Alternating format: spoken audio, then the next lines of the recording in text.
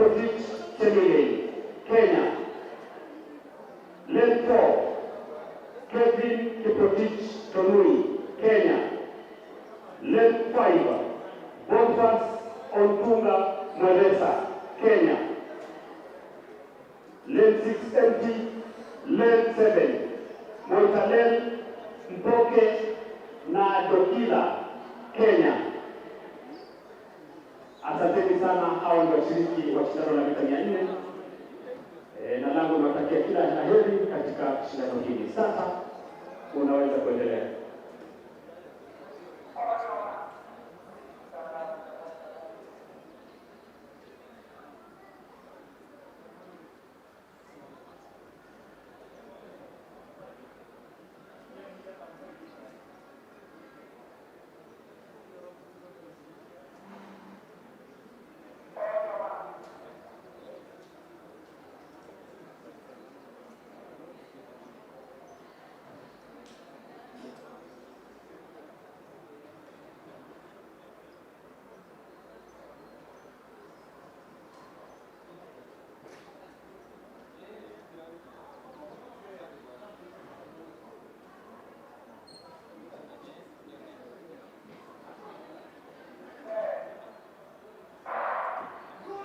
Kabisa shindano limeanza pasi na mshindi wote. Kumbuka ni semi-finali ya kwanza shindano la mita 400, ambapo katika lane ya 7 Moitalel Mpoke, kijana makao yake kule nchi dola ya Marekani, Bonfas Ontunga wa majeshi, anakuja kwa uzuri kabisa. Tupiga makofi wanapokuja kuanza shindano hili. Hapo inategemea ni nani atakaye kushinda zaidi. Ni nani aliye na nguvu ya kushinda zaidi. Sawa kabisa, sawa kabisa. Mweresa, shwari kabisa. Bonfas Ontunga Mweresa anakuwa mshindi katika shindano hili la semi-finali ya kwanza mita 400, ikiwa ni majaribio tu katika kuwatafuta wanariadha bora gwiji nguli watakaowakilisha taifa hili katika mashindano ya mbio za kupokezana mirojo kule Nassau, Bahamas. Ametumia sekunde 46.43, 46.43.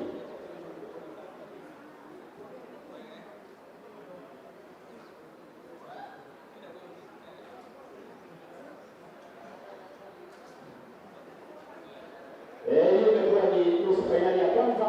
Sasa tunasubiria nusu fainali ya pili, ambapo itakuwa inaanza muda si mrefu kutoka wakati huu. Lakini Bonfas Ontunga Mweresa ndio ameweza kuwa mshindi wa semi-finali ya kwanza, ambapo katika nusu fainali ya kwanza Bonfas Ontunga Mweresa, Kenya, ametumia sekunde 46.43 na tunauliza tafadhali wale wanariadha na ofisi ambao wameshughuli wapige ripoti katika hema ya ada waweze kusoma mengi kuhusu mambo ya kukimbia ukiwa msafi. Running clean. Visit our desk for clean. Good morning and welcome to the Nyayo National Stadium on this wet, chilly morning. And today we witness the first ever trials for the World Athletics Relay and 6 events on the cards, both men and women, as we await to see who gets picked to Team Kenya for the World Relays to be held in Nassau, Bahamas from the 4th to the 5th of May. But that was the 400 meters that just took place. But we head straight to Charity, who will be talking to the winner of the 400 meters men that just started. That is not favoring sprinters. How are you feeling? It's hard. You know, even breathing is becoming hard for me. I think today's weather is just on another level. Going forward, on the blocks it was a wonderful takeoff. Why do you feel that there's some unahitaji kufanya marekebisho kidogo? I think the last part of my race ndio kuna shida kidogo, but we on the right track. We still have time, so tarekebisha. Yeah. Thank you so much. That was Boniface Mwereza. He's just won the 400 meters final for the World Relay Championship that will be held in Bahamas later next month. From here at the finish line, over to you, Greg. Thank you so much, Charity. Talking to Boniface Mwereza, winner of the 400-meter semi-final, number one, that just took place a few moments ago. And we'll have the second semi-final, of course. We expect Edwin Kimutaito, Emmanuel Mutua, Kevin Tauta, Roger Souma, Amos Kipkemoi, Andre Abiem, and Danson Kibet in that lineup. We'll be giving you official confirmation of the timings. Of course, Boniface Mwereza winning in a time of 46.63 seconds to take the 400 meters men semi-final number one. And those are the competitors in the 400-meter semi-final number two. Of course, in lane number one, you expect Edwin Kimutaito, born in 1995, and of course representing Kenya. And of course, he'll be hoping to pick a ticket to represent the country in the relays in Nassau, Bahamas. There's Emmanuel Mutua, who will be running in lane number two, remember, born in 2002. And in lane number four, as you can see in your photos, that is Rogers Ouma, and there is Kevin Sane Tauta in lane number three. And in lane number four, of course, that is Roger Souma.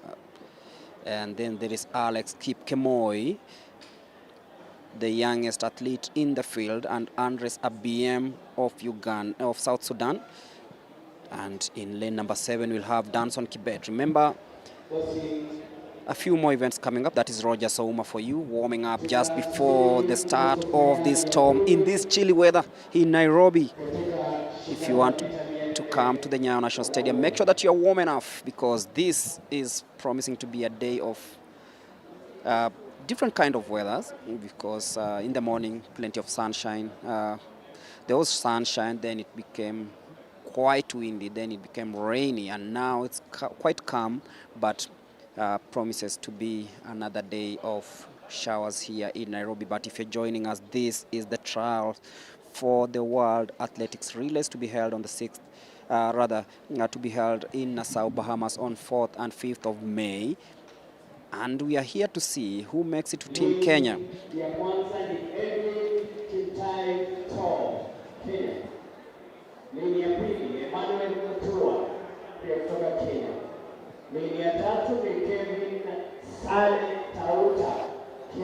That is Kevin Tauta, that is Rogers Ouma.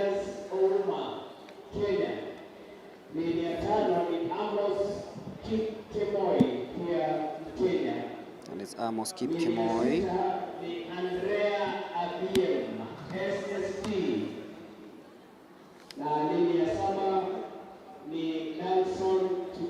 That's Danson Kibet, the man representing Kenya Defense Forces, but now hoping to represent the country in the World Relays.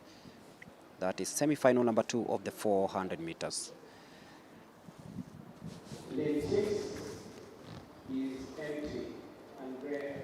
Abraham Wharton of South Sudan, apparently not in this one, so we'll have 6 participants in this one. So we wait to see who carries the day.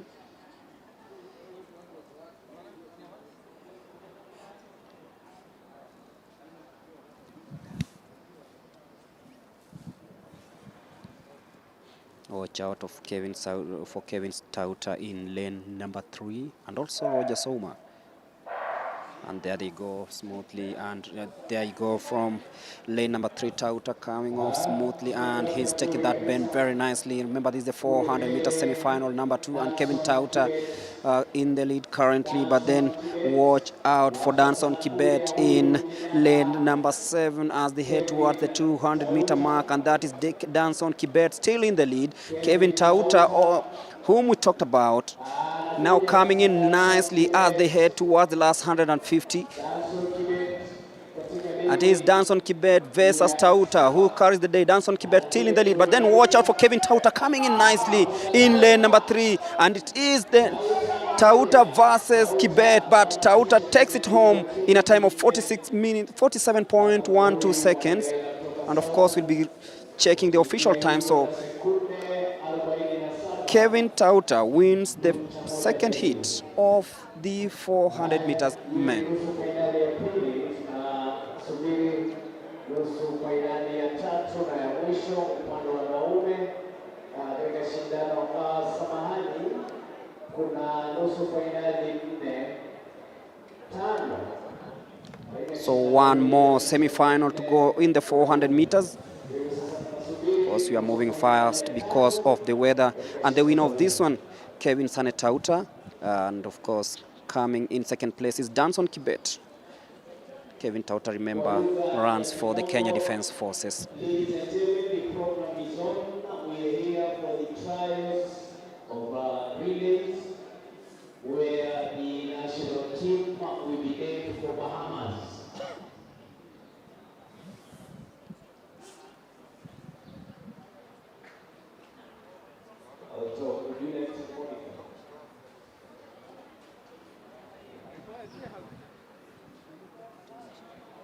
So once again, ladies and gentlemen, So we await for the start of the third semi-final of the 400 meters. Remember, the best athletes will be chosen from here and, of course, represent the country at the World Relays, which will be going to the Bahamas for the 4th time. Remember, the first edition of the relays was held in the year 2014, 2015, and then 2017. And in 2021, we had the championships held in Poland. So we go back to Bahamas on the 4th and 5th of May. But first of all, the mission is selecting Team Kenya in this chilly, cold, wet Nairobi weather. If you're joining us, these are the trials for the World Athletics Relays, and it's a one-day event. So things will be moving thick and fast, and we will wait to see who makes it to the squad. So the third semi-final of the 400 meters, Alan Kipyego in lane number 2, Erastus Mbaluka, Kennedy Kimeu Mutoka, Peter Kitome Mutoka, Davis Yosia Odwa, and Meshak Baraka. lane number 6. Lane number 6 is not in that event. Lane number 6.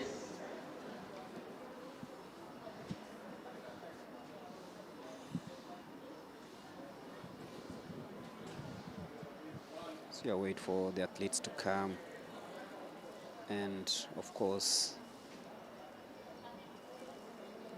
As you watch the next event, the men's 400 meters, the next semi-finals run in the 400 meters. That is semi-final number 3. We'll have 4 semi-finals in this one, and I think the winners will be the tall man there, going 400 meters. to race in the 4x400 meters. So let's wait and see, because there are 4 semi-finals in the 400 meters.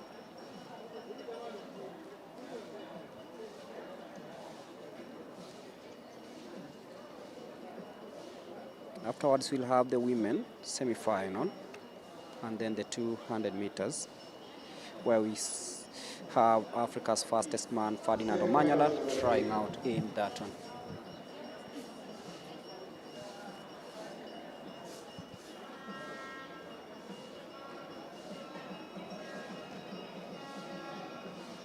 Walking towards the track are the athletes to race in the third semi-final of the 400 meters. You can see in lane number 4 Kennedy Kimeu Mutoka, but in lane number 2 is Alan Kipyego, born on 8th of November 2001. In lane number 3 is Erastus Mbaluka, the oldest of the 6 athletes.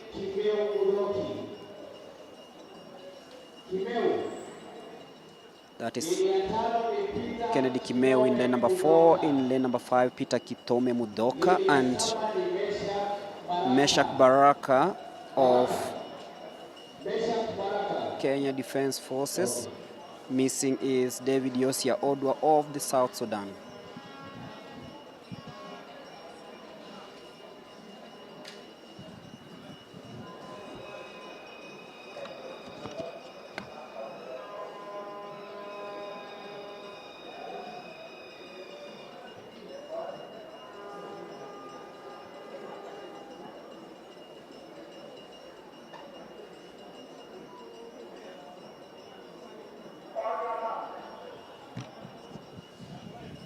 Third semi-final of the 400 meters.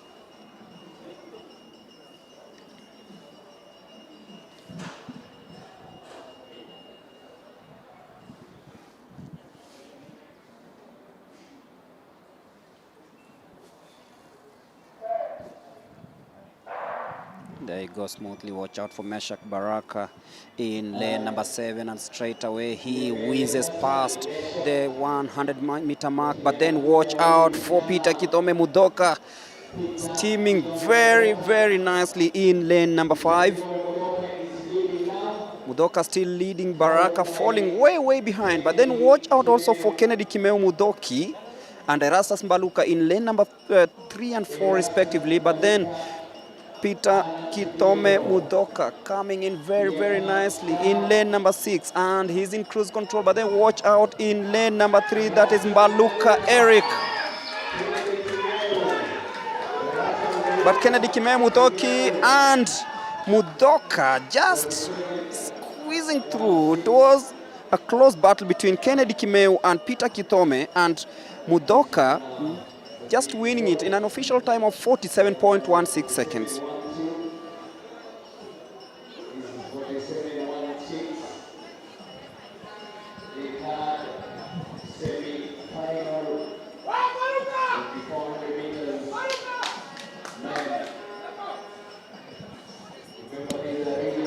So we've seen 3 semi-finals in the 400 meters with Peter Kitome Mudoka running in lane number 5, just winning past Kennedy Kimeu on the tape, 47.16. Quite slow, but quite a statement made on this track.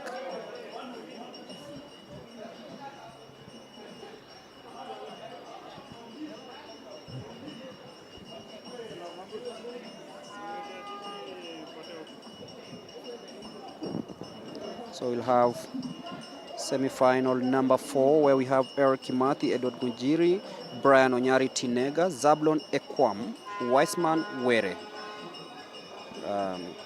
and Harold Adoli. We also expect Piror Deng Puoch of South Sudan to take part in this one.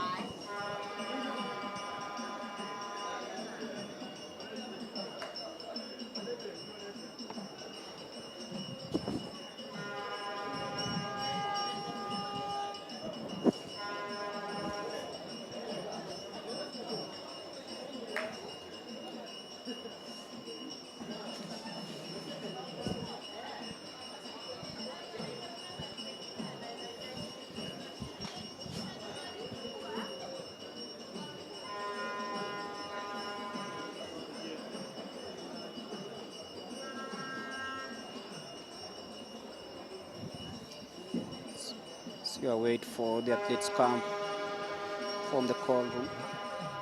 Everything is going on well at this time. And it's my pleasure also to recognize our super athletes. I can see Billy Coachella in 100 meters, and also in the arena, Alexandra Lolo, Chelsea champion, Alexandra Lolo. Alexandra, please, just stand and wait, please. Alexandra. Yes. I think I call her hard. She's our national Chelsea champion. Alexandra, our boys will play for you at least in the Olympics, World Championships. So wait for the athletes to come for the 400-meter semi-final, number 4. Eric Kimathi, Edwin Gujiri, Brian Tinega, Zablon Ekwam, Wiseman Were, and Harold Adoni.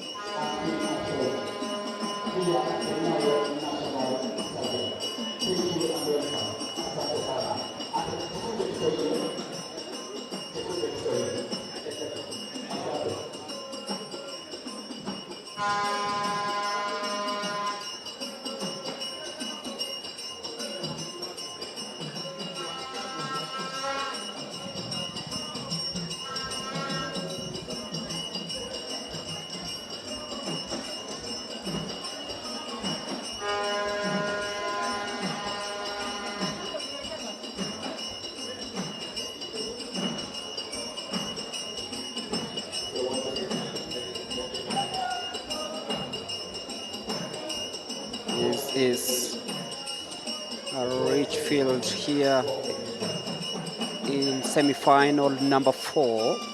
Eric Kimathi, Edward Mujiri, the oldest member in this team. He's a sprinter coach. He was with the team in Accra, Ghana for the All African Games. Weather kidogo iko baridi sana na sprinters wanapendelea warm weather. Unaona quality itakuwa vipi ya the athletes that watanemiwa leo? Kwa kusema ukweli, weather leo sio mzuri sana kulingana na hii maneno ya sprints, but kitu ya muhimu hapa, because we have to do it, kitu ya muhimu sana ni kufanya warm up, enough warm up, and then it's good to go, but hatuna choice, we have to do it. Saa ingine hata tukienda upande wa ngambo unapata tu hata tunakimbia ikinyesha, na hapa kwetu sio mbaya sana. Hata juzi nilikuwa huko Accra, Ghana, in fact the weather it was 37 na ukikuja hapa you find that the weather is good, so we are good to go. Yeah. Na unaonaje so far sprints? You've been here for some time sasa, and there is some improvement in the terms of our programs zilazimeka za sprinters. How is it benefiting from?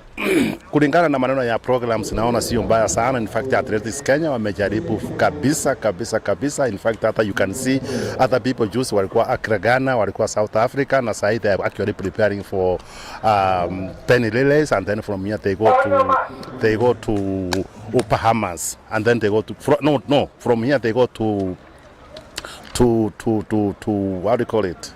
Well, Bahamas, and then Olympics. Yes. Thank you so much. On to for the next heat, which is heat 4, where we have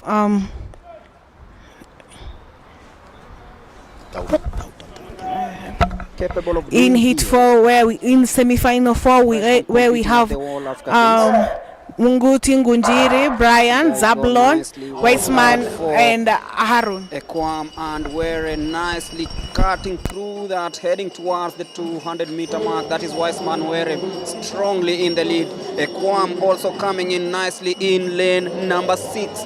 But then watch out for Weissman Were in cruise control of this one. Fresh from Ghana, now in Nairobi. Weissman Were and, of course, Zablon Ekwam. Toe to toe, shoulder to shoulder, heading towards the last 150 meters into the last 100. It's Were versus Ekwam. And it is Zablon Ekwam now in the lead. Were struggling a little bit, and it will be Ekwam steaming away. Weissman Were will be claiming second, but then it is Zablon Ekwam, 45.21.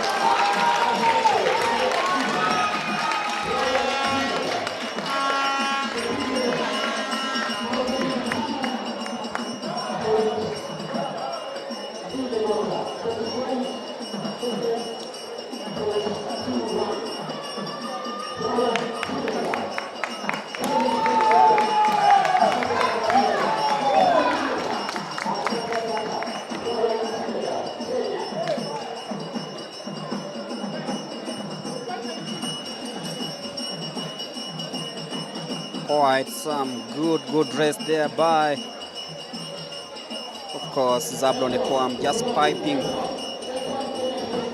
Weissman Were in the last 80 meters of this one to claim the 4th semi-final of the 400 meters. We will have one more to go.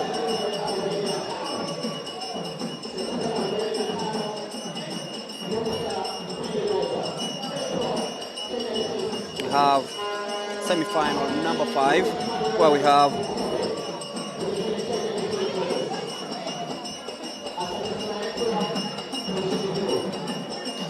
Yedok Ayul, Kipkorir Rotich, Nathaniel Kipngetich, David Sayanek. Semi-final in the 400 meters.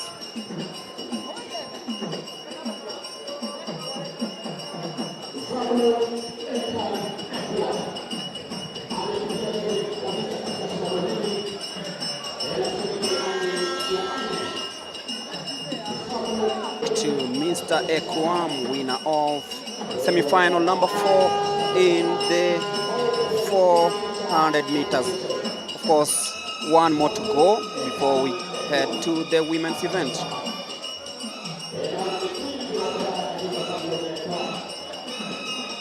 Member Ekwam representing the Kenya Defense Forces.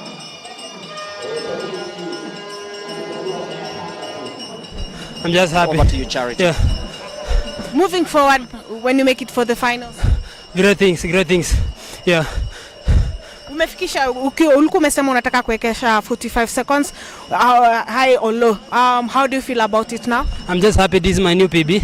As I've been saying in my previous interview, that I'm just new in this track, and great things are going to happen.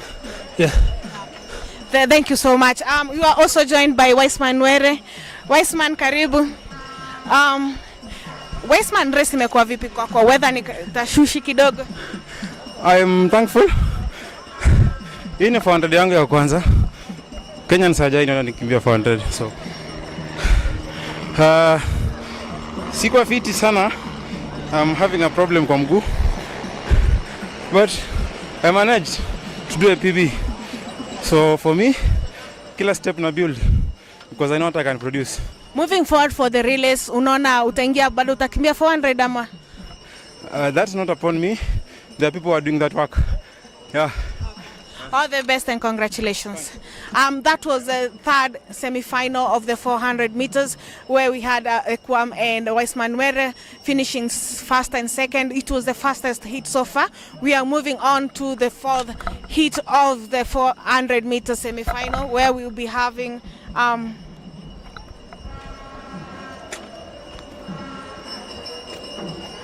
actually it's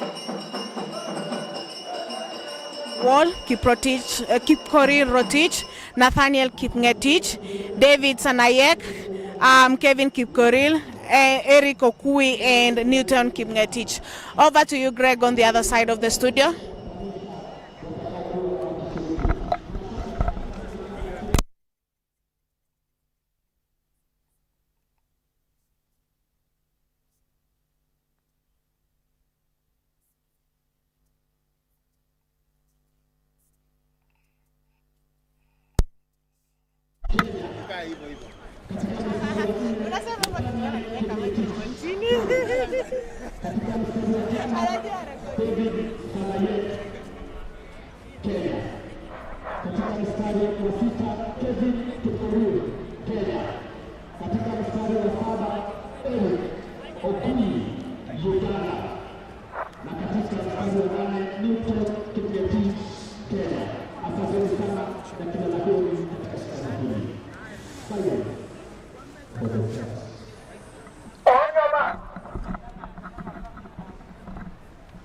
Madam, unanifinya, excuse. He's finding that.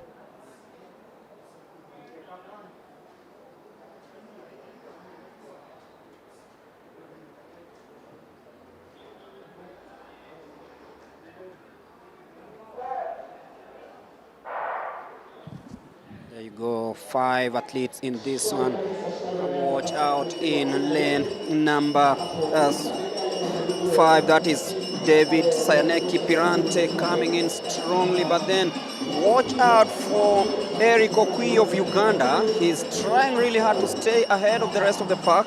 Newton Kipngetich falling quite behind, but then it is Sayanek versus Okui at the moment as they head toward the bend to the 100 meters in this last semi-final of the 400 meters, and it is Okui versus Kipkorir. But then it is Kelvin Kipkorir, born in 1994, steaming away from Okui to win this one 46.11 to complete the semi-final of the 400 meters.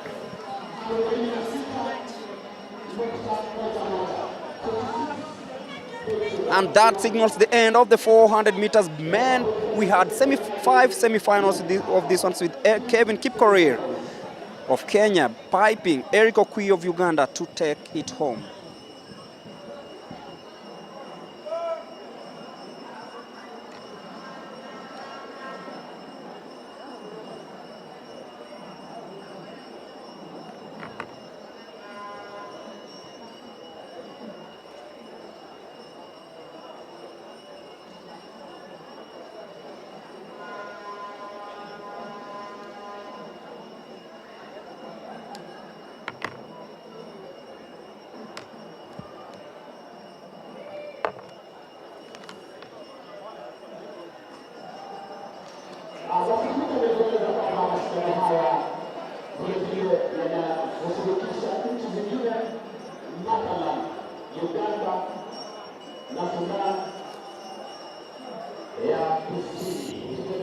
So we await for the women 400 meters semi-final, 2 semis. Mixed relays medalist David Sanayek. Sanayek, now you mulishashinda already a bronze in the mixed relay. Moving on kwa world relays, unaona performance yenu itakuwa vipi? Kwa sure sasa performance ziko sawa, sababu venye tumetrain na tumekuja tukapatana na wenzetu wenye walienda South Africa, so najua sasa performance itakuwa juu. Yeah. Pengine ni ilikuwa kitambo tangu tupate a mixed relay, tupate a medal in the sprints. What different did you do each time mkiwa Ghana? For sure. Amanyala alimotivate sana kama sprinters, so tunajua mbele iko sawa. Yeah. Okay. Thank you so much and all the best. That was David Sanayek. He won a bronze medal in the mixed relay at the just concluded All African Games in Accra, Ghana. He's saying that he's hoping that he will be able to do a better performance during the World Relay that will be held, World Relay Championships that will be held in Bahamas. Our next we have, we are moving on to the first heat of the women in the 400, the semi-final one. We have Rehab Wanjiru Ndirango, Diana Chebet.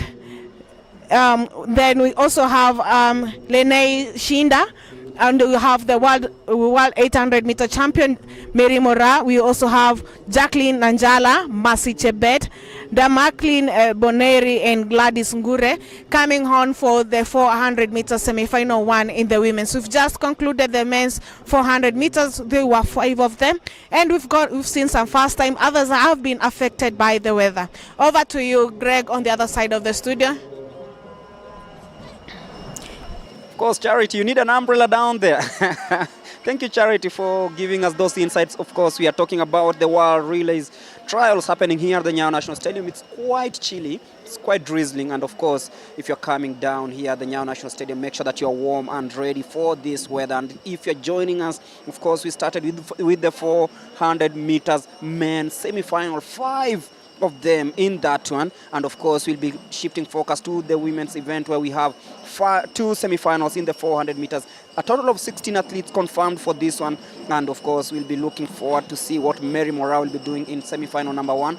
Jacqueline Njala, Leni Shida of Uganda, who's been in this country for quite a while and knows this track really, really well. And then the Marklet Boraneri of Kenya will also be trying out in lane number 7. In semi-final number 2 of the 400 meters women, we have Jane Wangari Chege, Vanice Kerubo Nyagisera, Maureen Thomas also in the mix. There is Maureen Banura,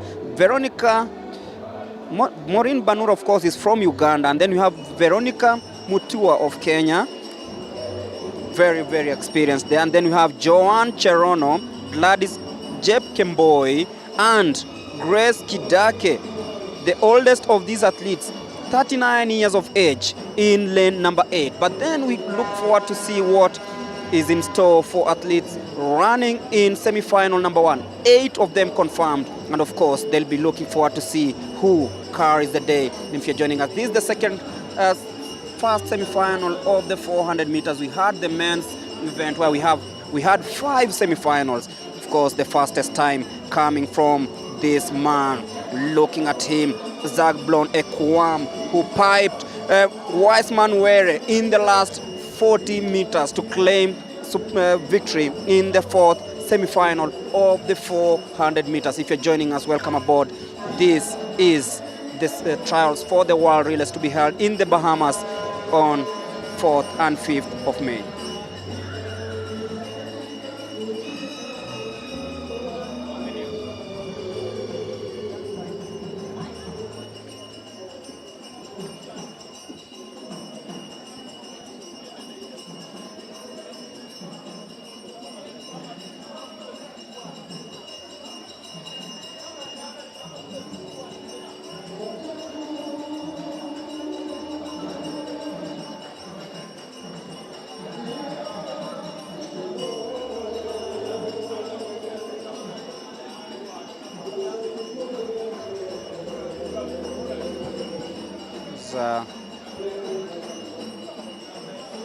The finalists in the 400 meters. Conspicuously missing is the Ugandan Leni Shida, who was expected to race in lane number 3. Yeah, I can't see she's there. Looking at lane number 4, where we expect Mary Marara to be lining up, and that is Damaklin Bonareri in lane number 7.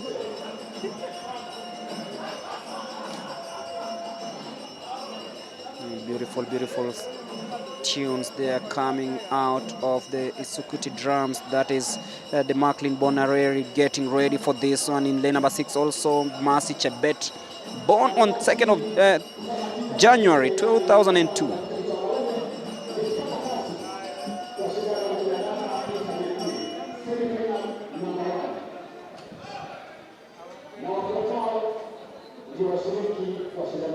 Just a confirmation of who is running from which lane. So in lane number 1, Rahab Wanjiru Ndirangu.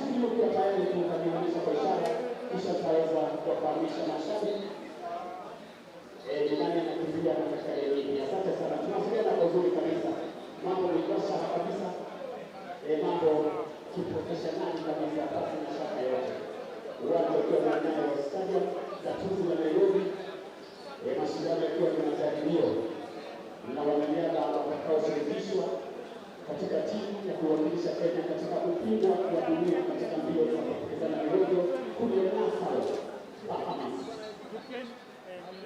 Asante sana. Katika leo ya kwanza, Rahab Wanjiru Durango, Kenya. That's Rahab Wanjiru. It's Diana Chebet in lane number 2. Leni Shida in lane number 2, but Mary Mora missing.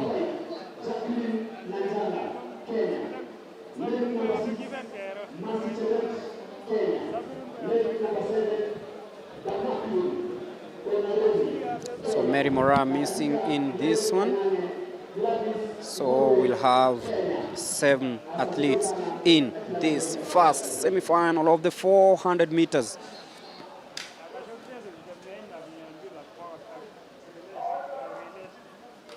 So get ready. Of course, also missing is Leni Shida of Uganda. So we'll have 6 athletes in this 400 meters semi-final.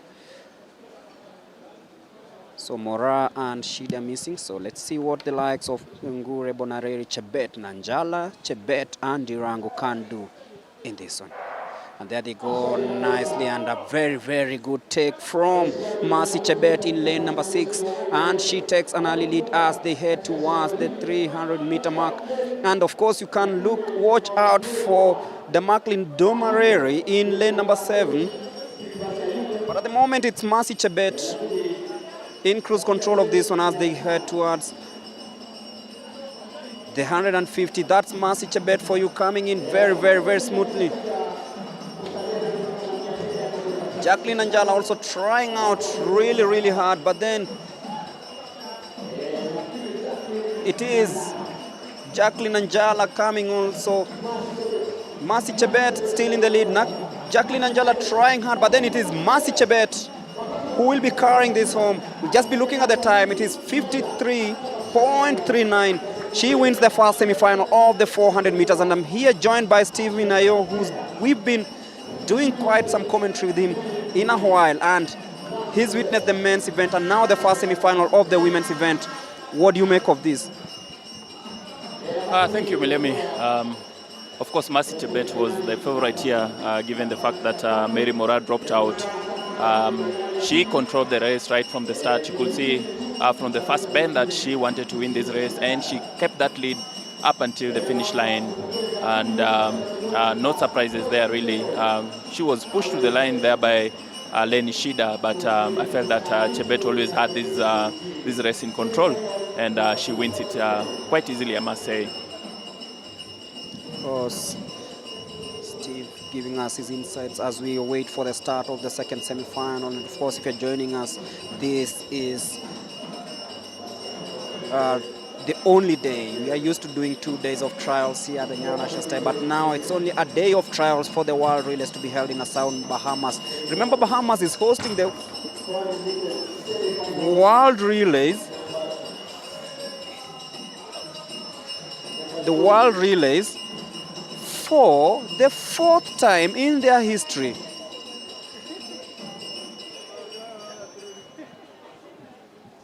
And today we are doing the first ever trials for the relays. We've done the 400 meters men, and we are about to do the second.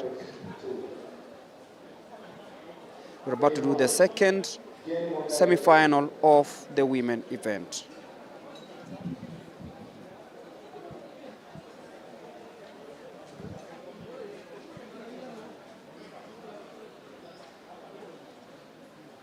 So then 2, 1 is Prohibited, then 3 Maureen Banura, then 4 Maureen Thomas, then 5 Veronica Otua, then 6 Joan Cherono, then 7 Gladys Chepimoy.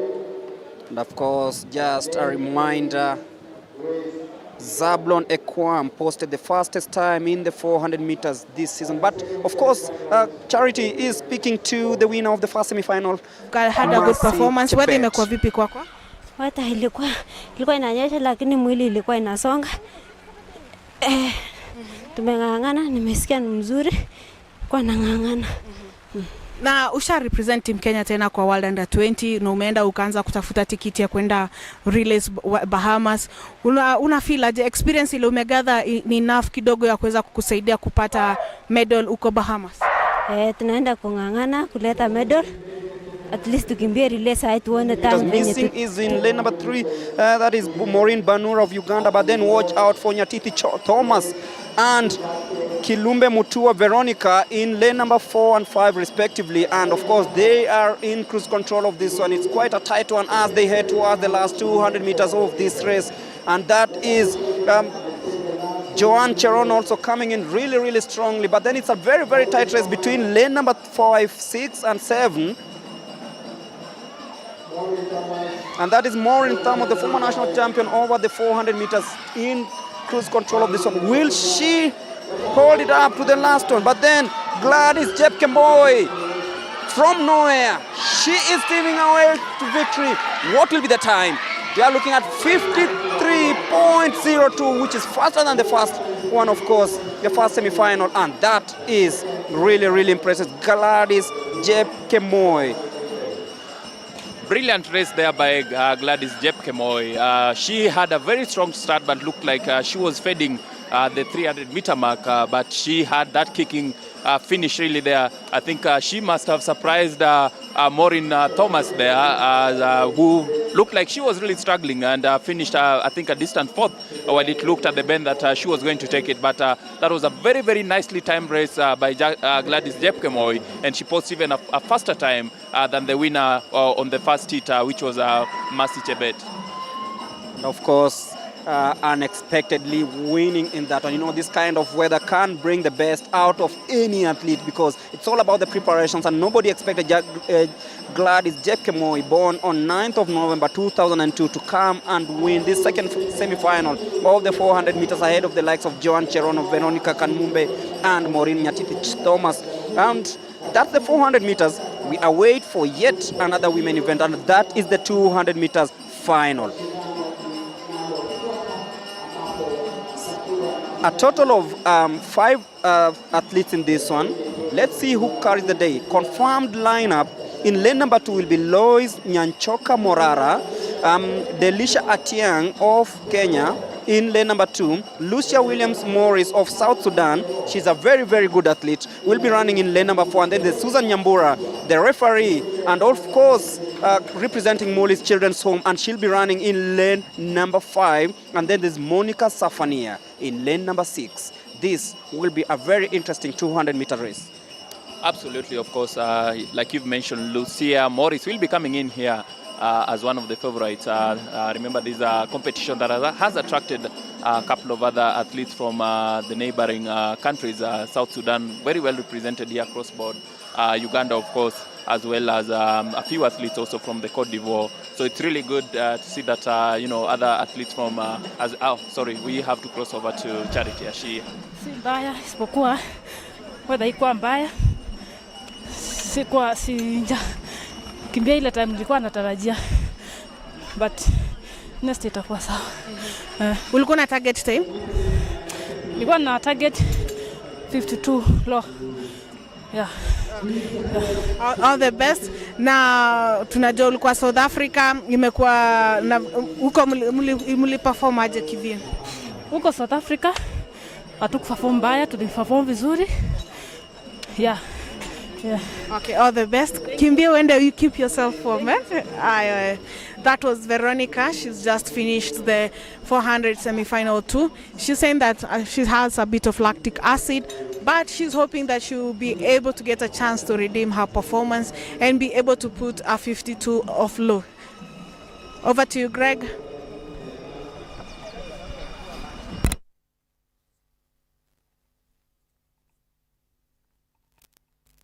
I'm sure even her, she must have had her doubts, looking at the lineup there for the 400 meters women's semi-final too.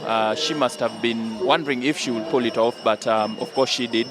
And, you never know, especially with such kind of weather, when the muscles get a bit cold. It takes time for the muscles to heat up sometimes, and for Gladys, that happened just in time. As she stormed to victory to win the women's semi-final too in 52.23 seconds. And as you get ready for the women's 200 meters final, just 5 athletes in it. Lois Morara will be running from lane 2, Delisha Chiang from lane 3, Lucia Williams Morris from South Sudan in lane 4, Susan Nyambura in lane 5, and of course Monica Safania, one of the favorites, running from lane 6. So just 5 athletes in it. As we get to the business end of these trials for the World Relays that are set to happen in the Relays capital, the Bahamas.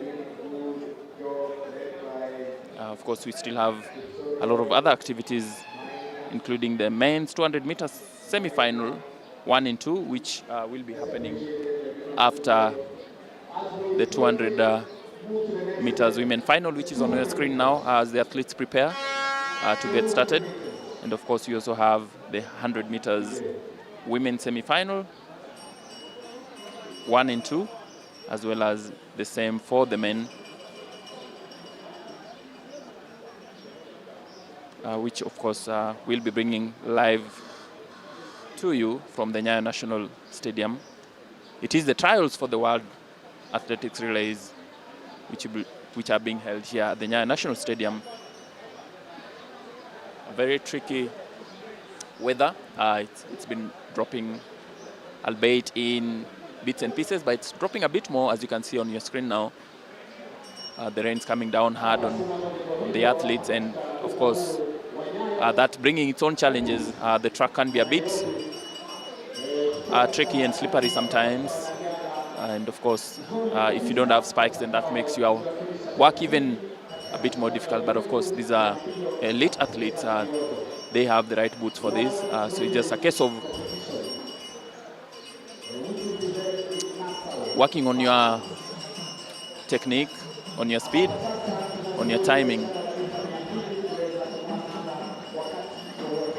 As you see, the athletes, the female athletes are getting ready for the 200 meters final for the women.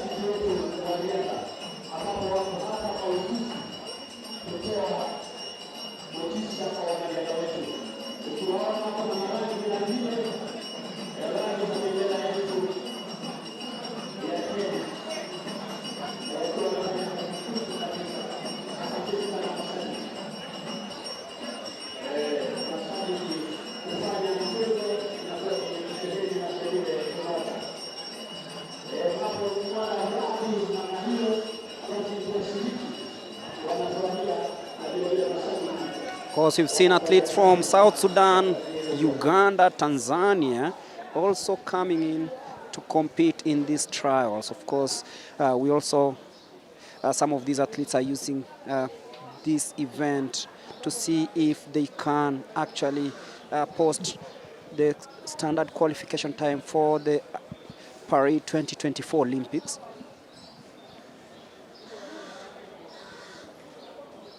And of course, we'll see what they are capable of posting in this harsh weather.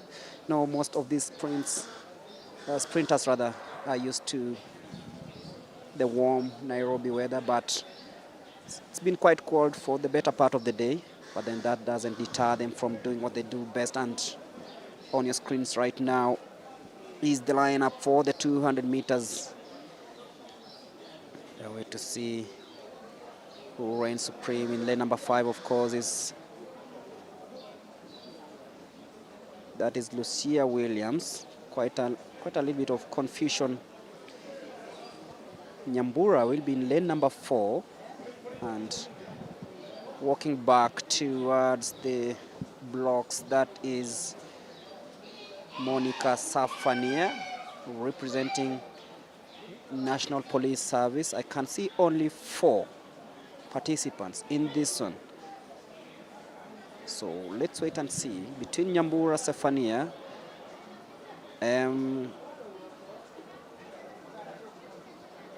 Morara and Atiang, who's gonna reign supreme. So 4 athletes in the 200 meters women.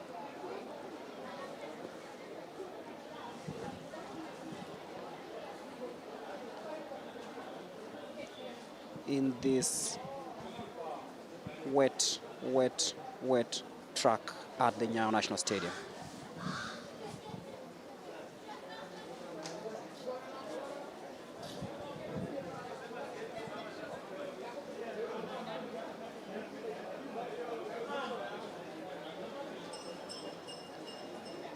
As the track judges go through the final rituals to ensure that everything is in order.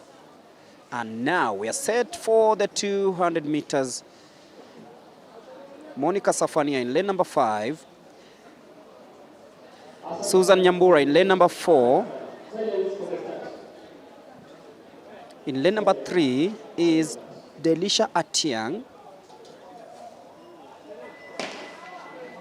It's a false start, meaning that we'll have to restart this one. Lois Nyanchoka will be running in lane number 2. So what's the error? Let's wait and see. Tense moments also in this one. Just as it is always, if it is a fault from And it is Susan Nyambura who will be stepping out. Quite unfortunate for the lady who doubles up as a football referee. She's not lucky this time round, going to the showers even before she takes off the blocks, and that means we'll have 3 participants in the 200 meters. Quite unfortunate for the MCF lady, Susan Nyambura. And now it is 3, and Monica Sefania off the blocks really nicely, and you can see the way she's taking that bend, quite majestical. But then watch out for Shida Lenny in lane number 3. She's coming in really strongly. Sefania struggling quite a little bit, but then we'll be looking at Louise Nyanchoka Morara steaming away, and look at the technique. Look at how she gets and finishes the race 24.71 to win the 200 meters women final. Quite unexpected, but yet it happened. Yeah, she did it.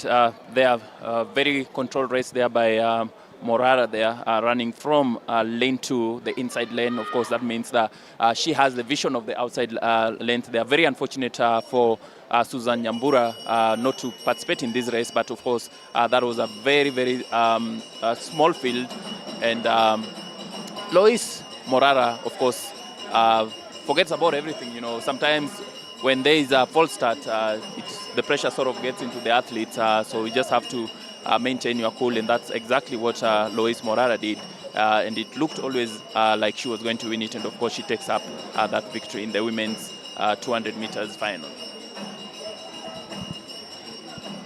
And straight into the men's semi-final. We will have 2 semi-finals for the men's. The first men's semi-final in the 200 meters. In lane 1 will be William Baby Mutunga. In lane 2, Ronald Kiprono, Dennis Ongesa will be running from lane 3. And Mike Mokamba Nyangau, of course, a very familiar name to many who love athletics. He will be running on lane 4. And guess who's on lane 5? Ferdinand Omanyala will be running in lane 5. And just outside him is a Cote d'Ivoirian Arthur Cisse, and Robin Wanjala Wateba will be running from lane 7. Of course, eyes will be on lane 4, 5, and 6 with Ferdinand Omanyala, the goat in the making, if you can say that, running in that lane 5. So keep a very close eye on him. And of course, Mike Mokamba will be using the site of Omanyala to try and push himself into contention as well. The two athletes, of course, sharing a birth year, both born in 1996. But of course, Omanyala will be the favorite in this. And also have a keen look at lane 6, Arthur Cisse from Cote d'Ivoire, one of the invited athletes who decided to come and enjoy the weather if it's enjoyable, and of course line up against some of Africa's and the world's best in this competition. It's the men's 200 meters semi-final 1, with the second semi-final following right after.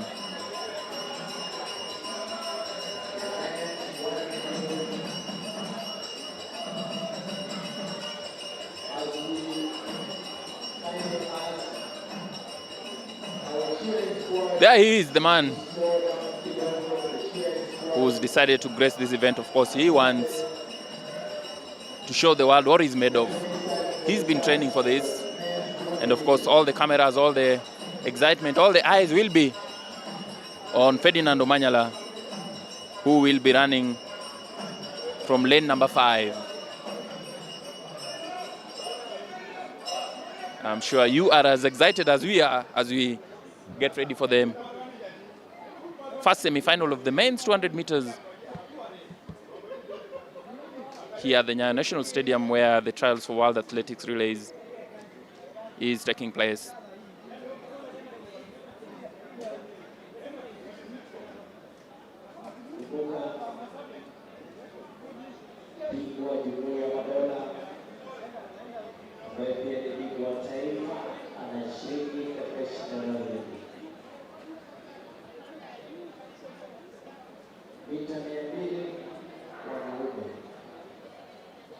Omanyala there just testing his start there. Remember, in these short sprints, the start is always as crucial as the finish, of course.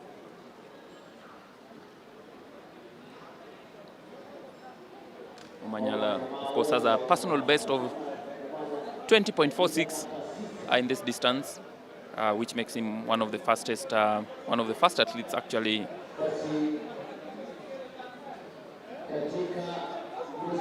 in the world. Remember, he also has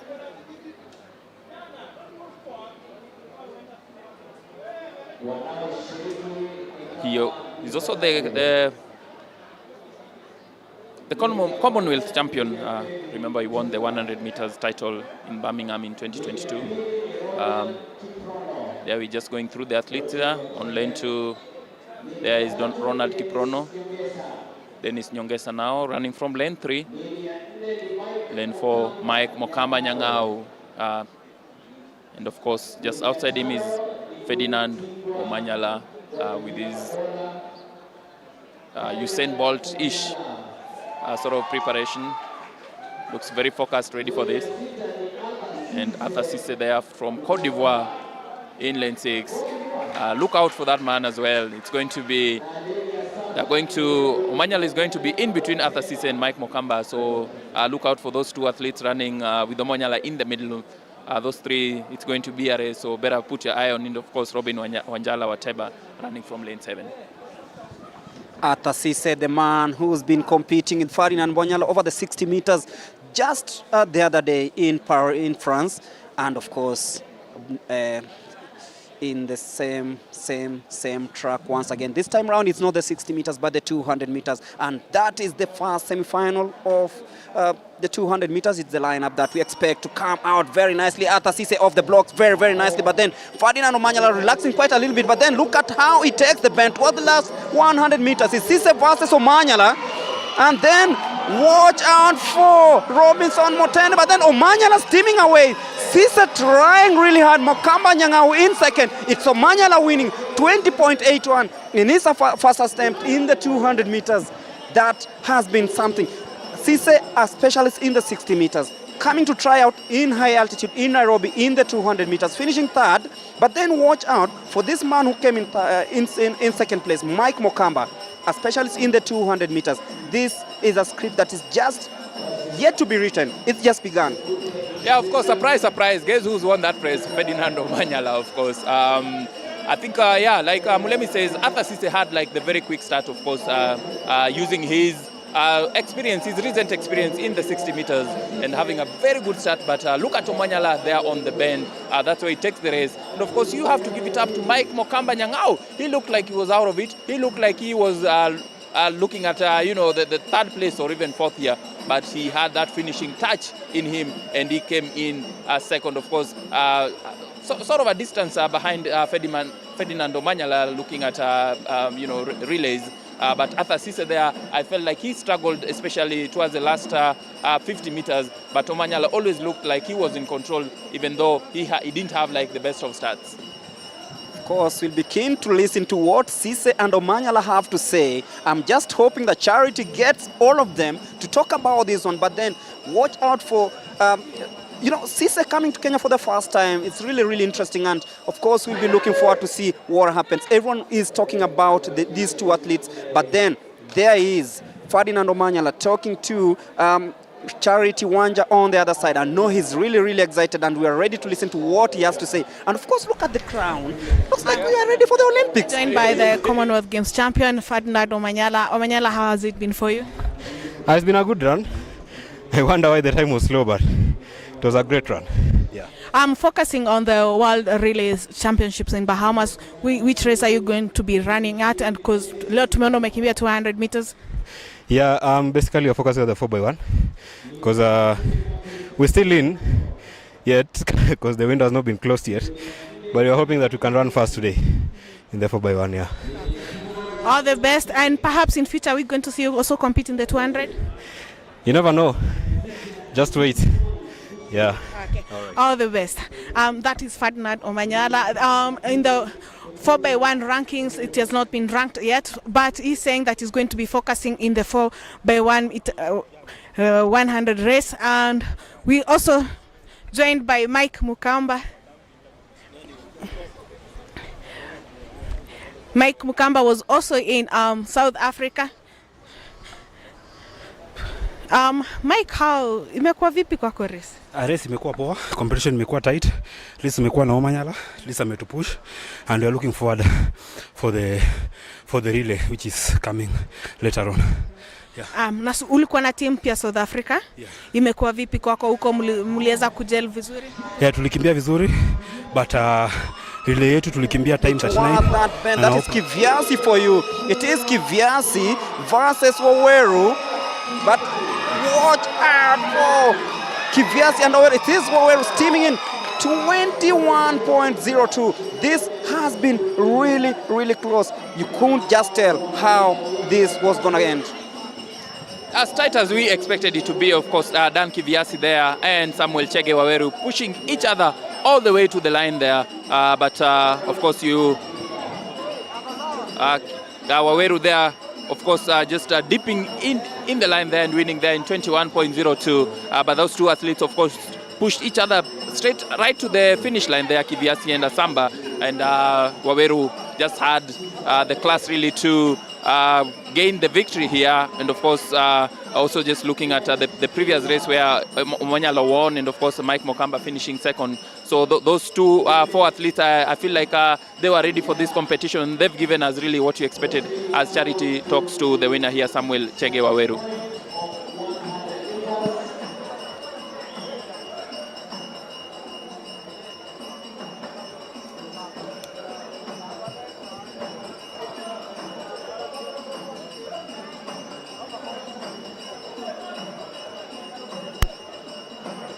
We joined here by Chege.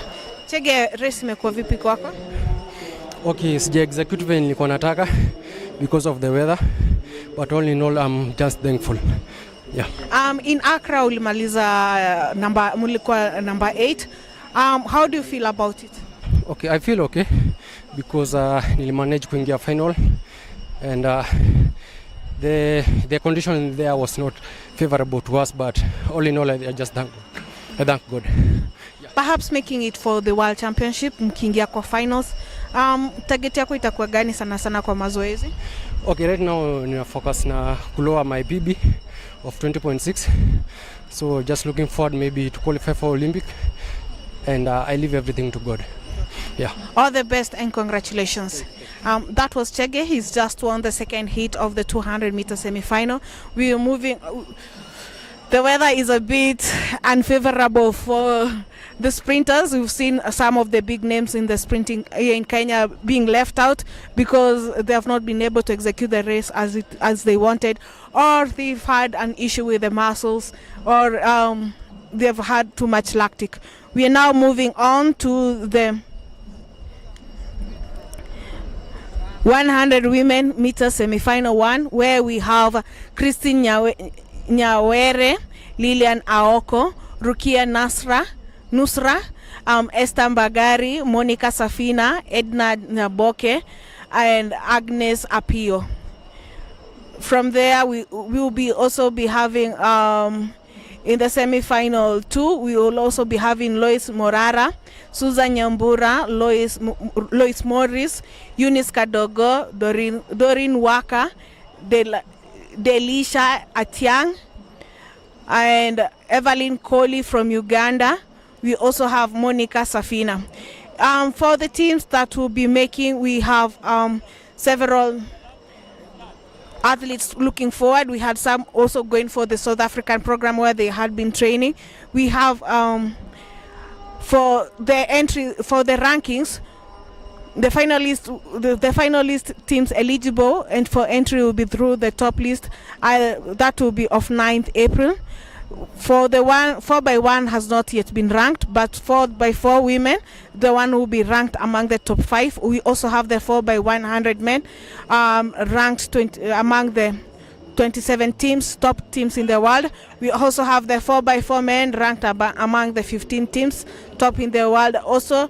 And then we have the 4x4 mixed for the teams that will be ranked 20 among the 20 best in the world. Over to you, Greg, on the other side.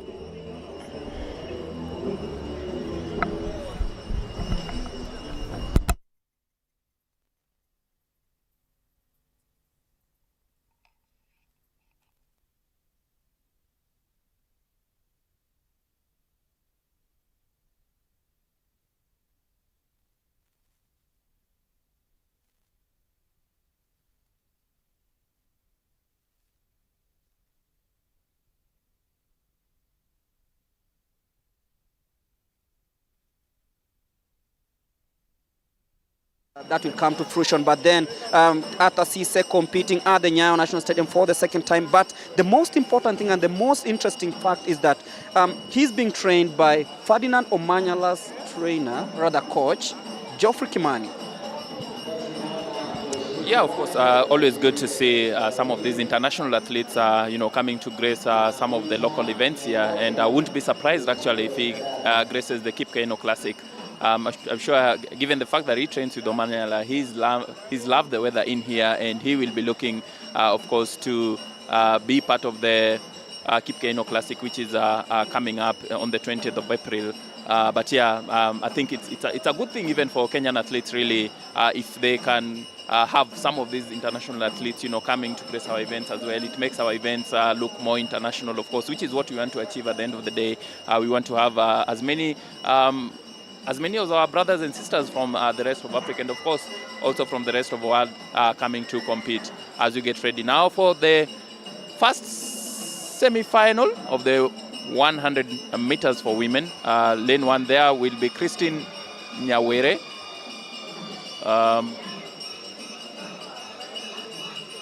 From Uganda. In lane 2 will be Lilian Aoko. And then Rukia Nusra Omulisia will be running from lane 3. Look out for her. And of course, outside her will be Esther Mbagari running from lane 4. And Monica Safania running from lane 5. Edna Nyaboke Ogendi in lane 6. And Agnes Apio in lane 7. Of course, Monica Safania missing just after competing in the 200 meters. So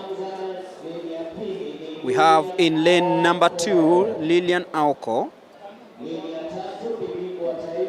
That is the national 100 meters hurdles champion, Rukia Nusra Omulisia.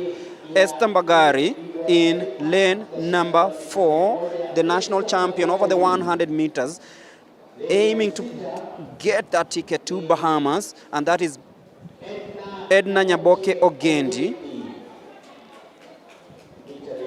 So 4 athletes in this one. And of course, just a reminder, the Kip Keino Classic will be held at this very facility at the Nyayo National Stadium on 20th of April. That is slightly some 2 weeks away, and we are ready to host yet another spectacular event. The likes of Let's See Tebogo coming home, the likes of Ferdinand Omanyala will be here, the likes of Faith Kipyegon will also be here. But this is the 100-meter semi-final number 4. 4 athletes, Lilian Aoko, Nusra, Mbagari, Ogendi, and off they go. And just as she likes it, Esther Mbagari gets off the block really nicely, steaming away from the rest. This will be easy for her, but we'll be looking at the time, 11.76. Yeah, very, very good start there from Esther Mbagari, the national champion, and she wins it in 11.76 quite easily. I expected some sort of competition from the inside lane from the likes of Rukia Nusra and Monica Safania, but I think Mbagari had a very good start. She was very, very quick off the blocks, and she maintained that quick start really up to the very end, and she wins it pretty easily, that one. I don't know if you are surprised as much as I am that she took it so easily. I mean, she's the national champion, but I mean, she did look like one there. She looked the part. Of course, Mbagari, the current national champion, she's the fastest woman on land at this moment, and of course, she just shows you that she has the class and she has the quality to steam away from the rest of the field, and you can see what she's been able to do under these conditions. It's not easy to run this time. And just like this man who ran 45.21 in the 400 meters, I'm talking about Zablon Ekwam. It was a tight race between Ekwam and Weissman Were, and of course, Ekwam emerged victorious in that one. It just shows you that these sprints are nobody's joke. Were you a bit surprised by the Ugandans there? They didn't look like they were ready for this. I don't know if the weather has affected them, because I felt like they should have given us a run for our money. Yeah, actually they should have given us a run for the money, but then you find that maybe the timing and of course the conditions, the weather conditions.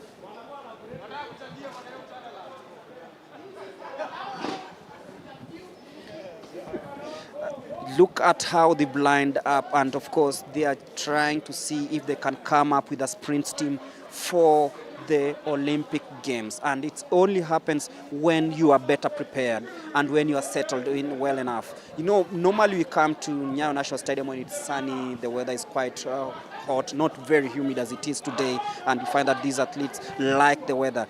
Quite of a surprise, over the last 2 weeks it's been raining in Nairobi, and of course it affects some of these athletes, and you could see the likes of Cisse. He's a very, very fast 60-meter runner, but then he couldn't just do it here this afternoon, because you look at what Ferdinand Omanyala, who's used to both kind of weather, produced.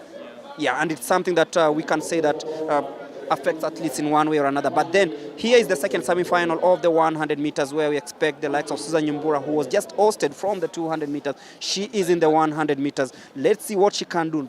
Hopefully, no false start this time around. Yeah, and you can see she's really keen. That's exactly what she's working on there. It's just a case of second time lucky or unlucky for her, but I feel like it's going to affect her. It definitely has to affect you. It wasn't long ago when she had a false start. So I do expect her to just be a bit slower there. Sometimes not about, for her, I guess, it will not just be about me finishing, it will be about me having the right start. So I feel the pressure is on her, especially, but of course, she's an elite athlete. She's done this a couple of times, and of course, also given the situation, she normally, presides over a very tough,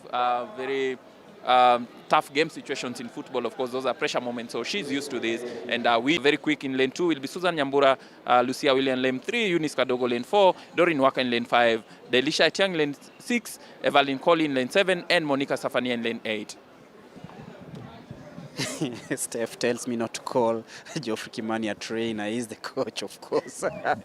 Thank you for that. And just before we started the 100-meter semi-final number 2, another false start. What does that mean? And of course, just to give you the lineup for this one, Susan Nyambura will be running in lane number 2, Lucia Williams-Morris in lane number 3, Eunice Kadogo in lane number 4, Doreen Waka in lane number 5, Delisha Atiang in lane number 6, Evelyn Colley in lane number 7, and of course Monica Safania was supposed to run in lane number 8. She's not going to compete because she just completed the 200 meters. So we are waiting to see what the judges will decide. Who is taking an early shower? Hopefully not in lane number 2 again. Tense moments here.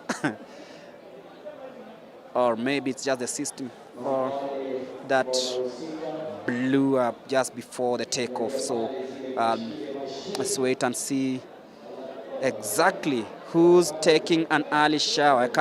If you see a walkie-talkie pointing at the athletes, then it's a green card for all of them. At least we'll have all of them have a restart in this 100-meter semi-final number 2. So we'll have the field of Susan Nyambura, Lucia William-Morris of South Sudan, Eunice, Doreen Waka, born in 1994, representing Kenya, of course, in lane number 5, Delisha Atiang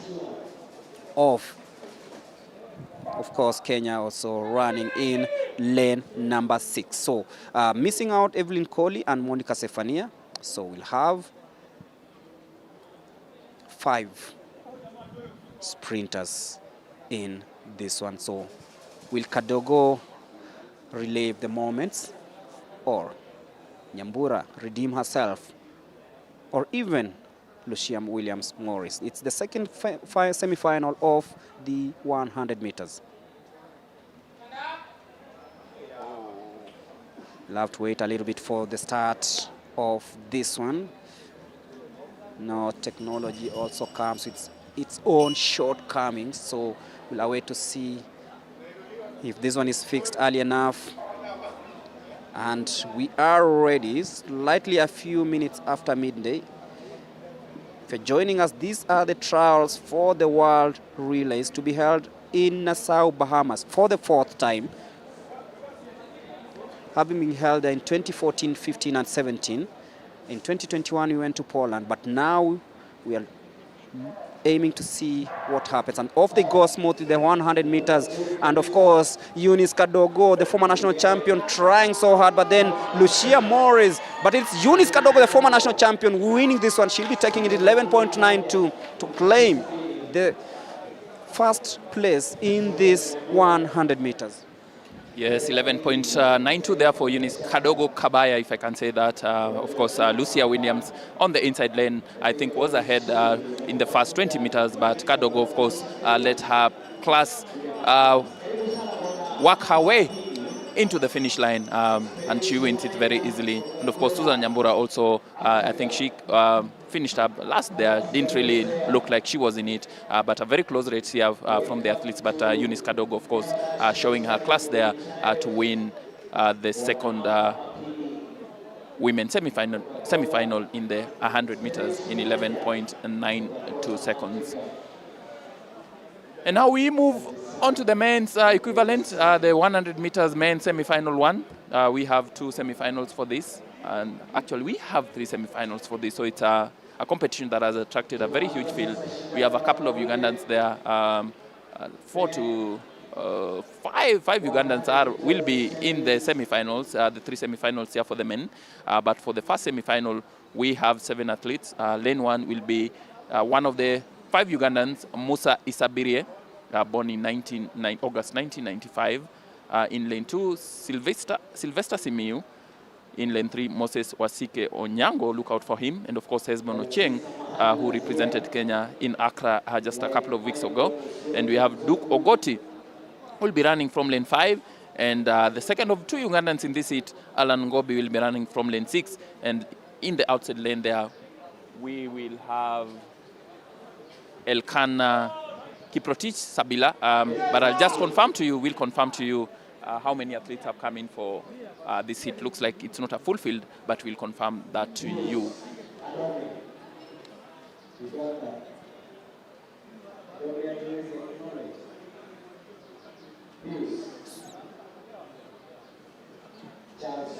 So we can see athletes, actually the first and the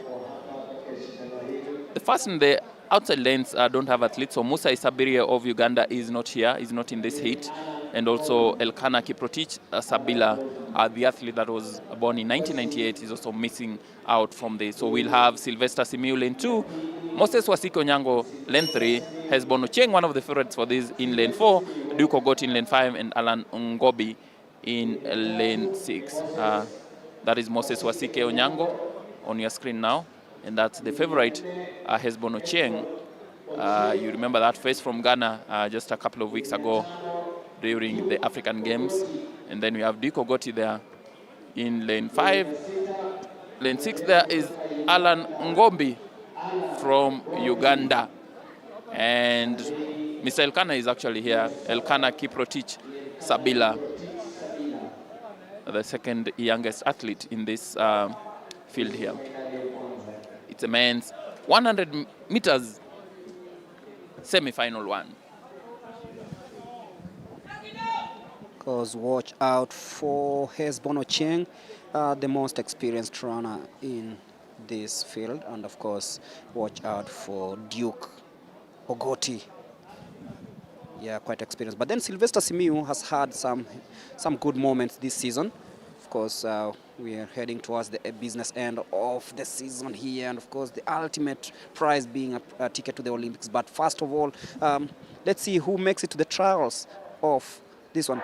Hesbon Onyango gets off the block nicely in the 100 meters, and of course just shows you why he was in Accra. It is Hesbon, of course, winning this one in 10.40. Quite impressive from this man from from prisons, prison department, and of course he's showing why he was in that plane to Accra, and he wants to go to the Bahamas. Yes, he does. He wants to go to the Bahamas, and he showed it right from the start there. Very, very controlled and good race from him. I feel like he's having really the year of his life. He looks like he has it this year. And of course, he wins this very easily. Will be really interesting to see how he runs, alongside Ferdinand Omanyala. Remember that sometimes when you run with some of these the elite athletes in the world, they always bring that one extra push, one extra second out of you. So it will be really interesting to see how Esbon and Omanyala can race up. Of course, we probably know who's going to win, but it will be interesting to see. It will be very difficult to tell who wins. And of course, they've raced before together at the Kasarani during the trials for the Tokyo Olympics. And of course, Omanyala reigned supreme in that one. And in this second semi-final, we are looking at the likes of Emmanuel Aboda of Uganda, very, very, very good sprinter, born in 1997 on 15th of April. Should be celebrating his birthday in 11 days' time. And of course, in 10 days' time, of course, Michael Musyoka Nzuku, Dennis Nyongesa, Marco Tieno Diambo, coming up after a brief spell on the sidelines. He'll be running in lane number 4, the man who is a former national champion over the 100 meters. Edwin Omondi, born on August 6, 2002. He'll be running in lane number 5. Pius Adom of Uganda, another brilliant athlete who's used to this track here at the Nyayo National Stadium. And then Charles Nyamweya, 25th October 1998, will be running in lane number 7. And that is the man, Emmanuel Aboda, very good sprinter from Uganda, on your screens. And that is Michael Musyoka walking back to the blocks. That is Dennis Nyongesa.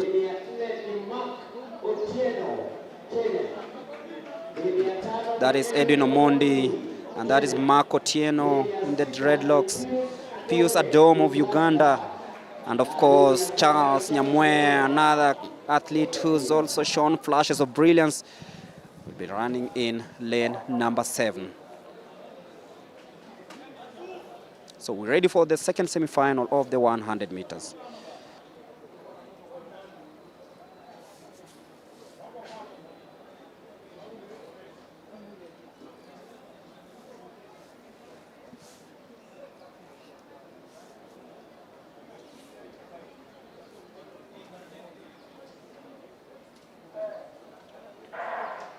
No hiccups, and of course watch out for Adom and Marco Tieno coming in smoothly. It is Marco Tieno. He'll be steaming up 10.36.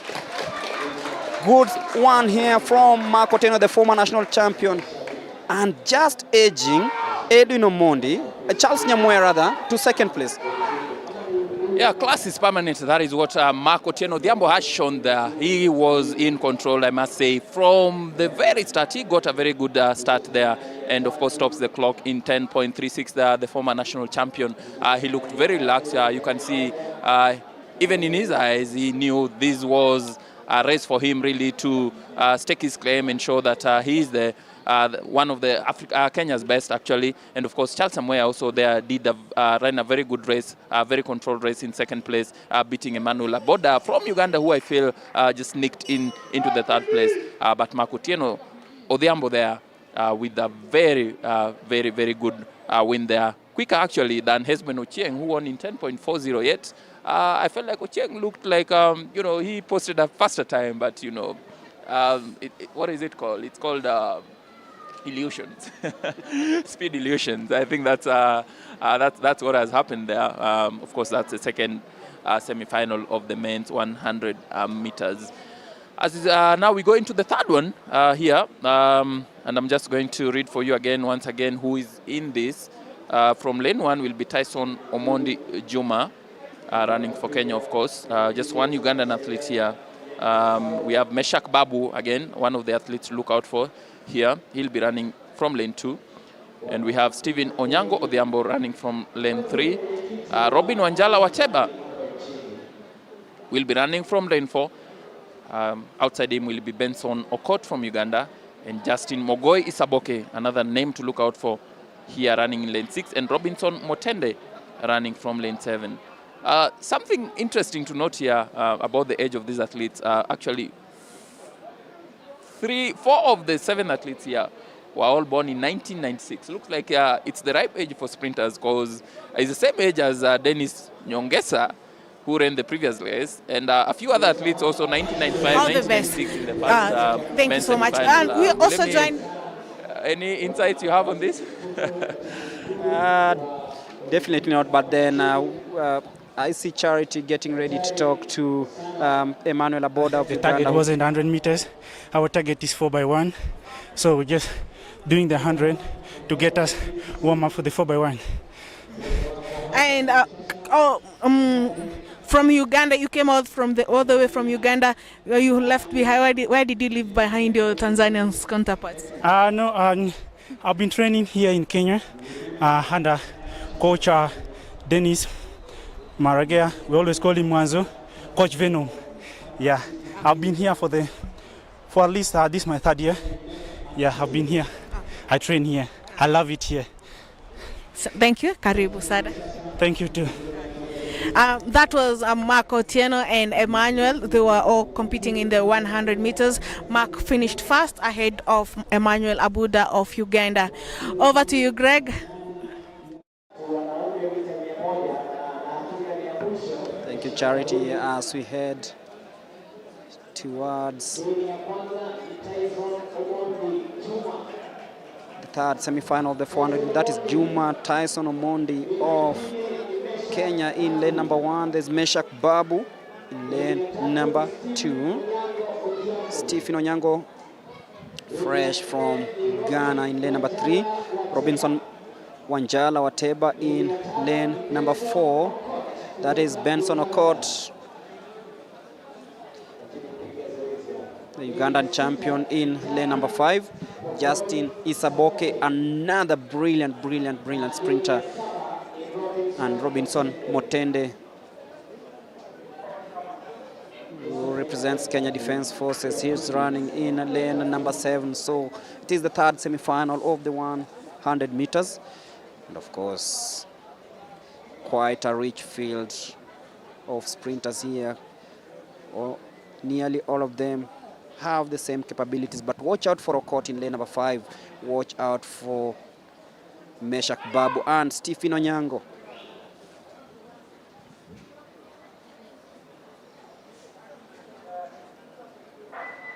So they'll have to be recalled. A false start yet again. It's the 4th time we are experiencing this, and we just hope that none of the favorites is gonna go home to dilute the whole thing.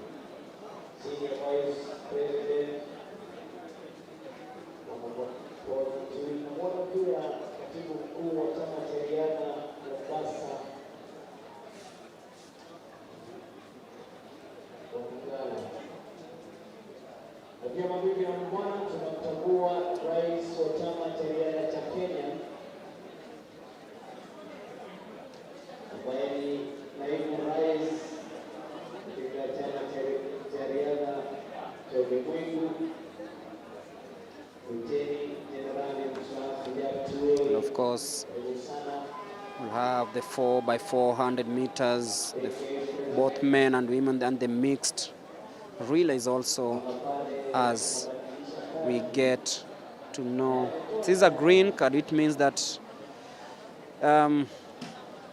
nobody is going to take an early shower, though it's raining here at the Nyayo National Stadium. So Benson Okot applauding the judges for giving them yet another chance to see who wins this third semi-final of the 100 meters.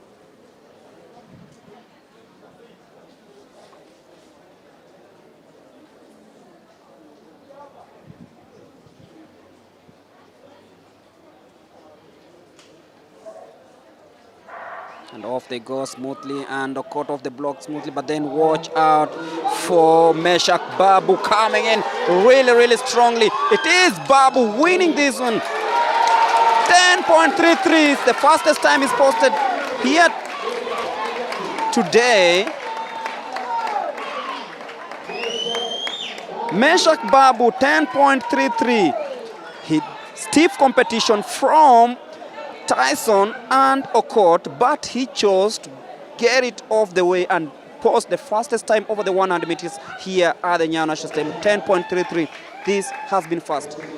Very, very fast. Fast run there by Meshak Babu. And it felt like he was the crowd's favorite here, because you could see a lot of the fans who've decided to come to the Nyayo National Stadium, cheering him to the finish line there. And they were quite excited also, not just with the run, but with the time. As you've mentioned, the fastest time in all the 3 hits here, Meshak Babu. And very good victory there to him. And he's saying kudos also to the fans for pushing him there, and he's getting a hug also there from some of his colleagues and coaches who've come in here.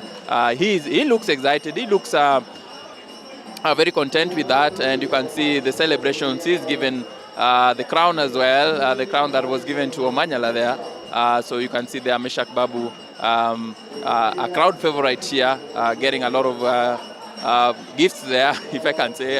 In this kind of weather, even if you get a hug, it feels like a gift. Of course, getting a hug from Dan Kivias, you finished second in his pool, of course. That shows you that there's brotherhood and, of course, teamwork in all these events.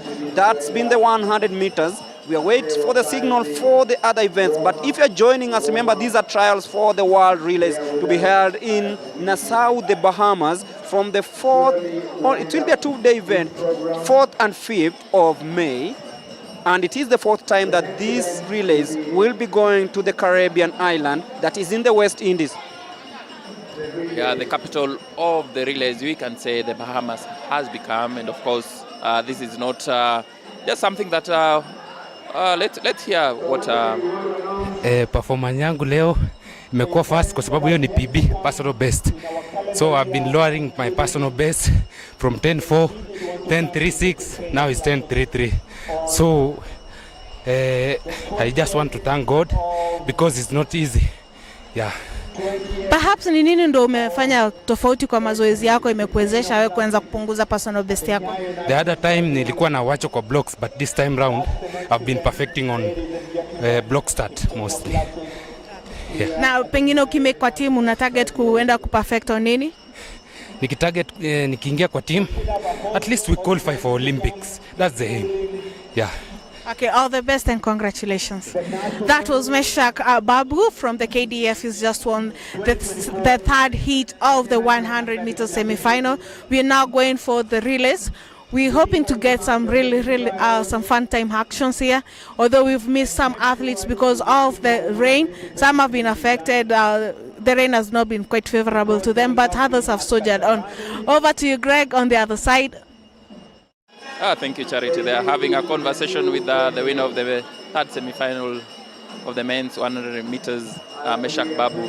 And she looks like she's having the time of her life down there with the weather. She has put a second jacket on. We don't know how many more to go. But of course, that's the weather at the Nyayo National Stadium here today. It's been raining, it's still raining as we look to get our athletes who will represent Kenya at the Bahamas in the World Relays. And we've said Nassau, Bahamas, really the capital of relays, one of the countries which are popular world over in the sprints distance.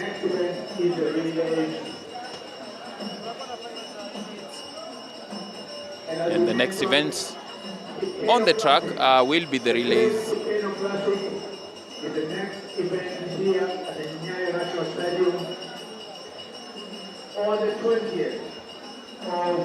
Of course, just reminding you that the 20th of April, we will be back here for the Kipkeino Classic,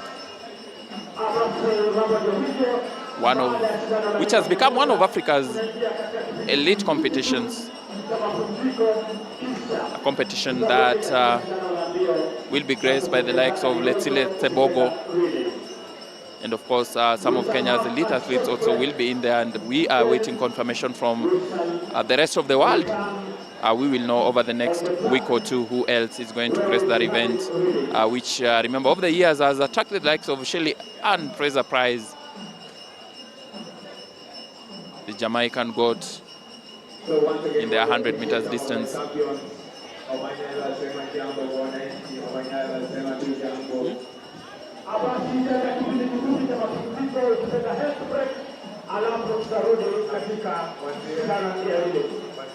So we take a short break. I guess you get a cup of uji or something. Then when we come back, of course, it will be the relays. We'll have the 4x400 meters men and women final, the 4x4 by 100 meters, and of course the mixed relays. So don't go away because we'll be back in a bit. All the relays after 1 hour. As we continue to appreciate our champions, including Ferdinand Omanyala, Africa, to record order in the 100 meters. Omanyala, jambo. Jambo, bye. Salamia wananchi. Asante kwa kuja. Thank you for coming. I appreciate you so much. Turudi kikero klasi tarehe 20 na mkende hao. Bado tunakimbia kwa barabara. I appreciate your presence sana. Asanteni sana. Thank you. So once again, ladies and gentlemen, Omanyala is here to come back to the track for the 4x100 meters. So don't go away. Don't go away. Don't go away. We're only waiting for the rains to come down, and then we are back to the track. We're back to the track.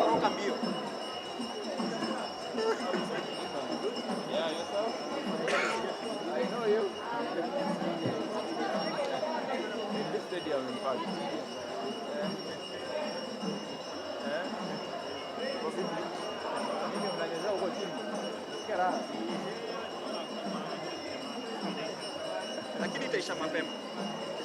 So within the next 1 hour, we will be back on the track for the 4x100 meters, 4x400 meters, the relays, and Ferdinand Omanyala will be back for the relays.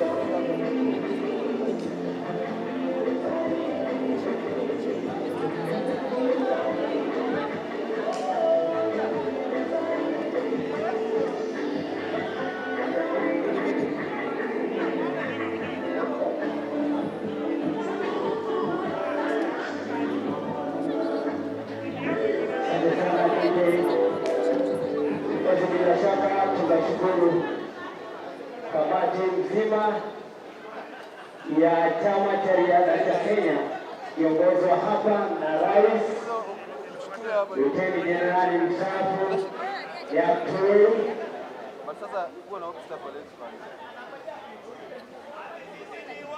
naibu wake Bwana Paul Mutui, ili executive committee Isita Wasonga, yuko pia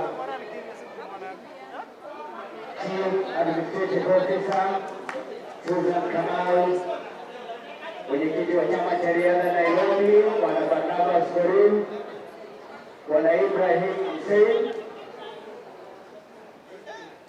katibu mkuu wa kamati ya Olimpiki Bwana Francis Mutuku, kwenye viti hapo kipenda regional chairman kiongozwa hapa na Bwana Abdullahi Salat kutoka North East. Karibu sana. Wanapita Angweni wote wako hapa. Bwana Amfa Apidi yuko hapa kutoka Coca-Cola, karibu sana. Bila shaka katika majaribio haya ya kuchagua timu ya Kenya ambayo itaelekea kule Bahamas. Mimi Kontela, bingwa wa zamani, nakwambia ulimwenguni yuko hapa. Wote wako hapa kuweza kujumuika nasi. Nakuona pia Daktari Joan Mwaura, CEO Loto, karibu sana. Najua unapenda riadha sana. Bila shaka tuko hapa.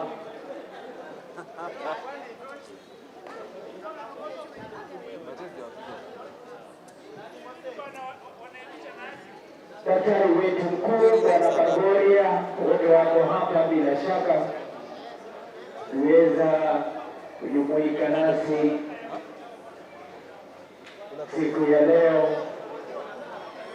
tukijiandaa kuchagua timu ambayo itaelekea kule Bahamas kuwakilisha Kenya katika mashindano ya ulimwengu wa mbio za kupokezana vijiti. Kumbuka hivi majuzi tu timu yetu ya Kenya iliweza kufanya mambo kule Belgrade, kisha tukaweza kufanya mambo kule Accra, Ghana,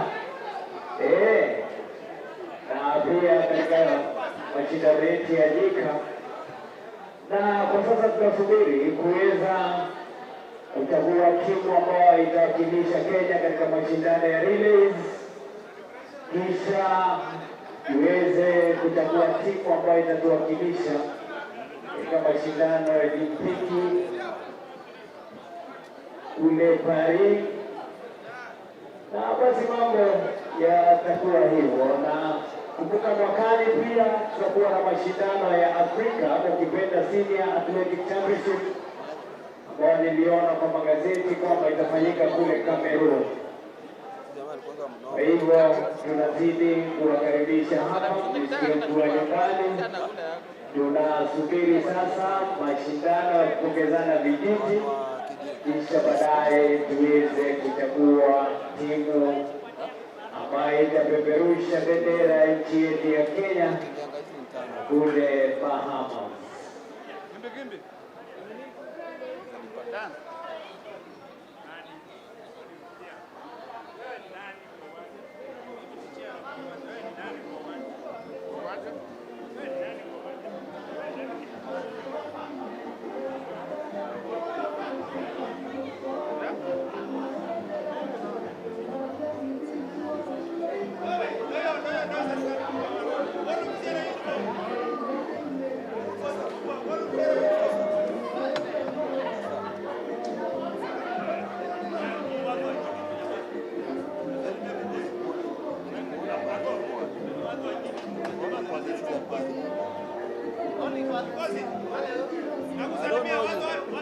Hi baby. You know him.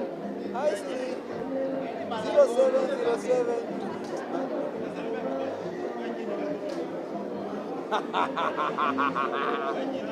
Hey, waziri wa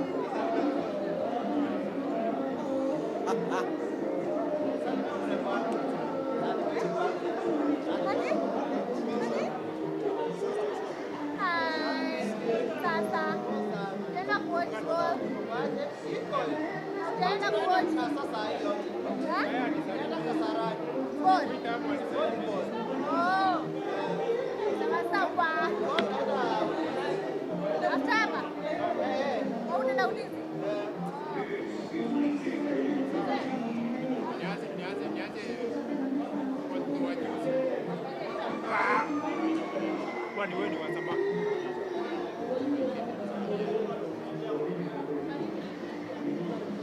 Akili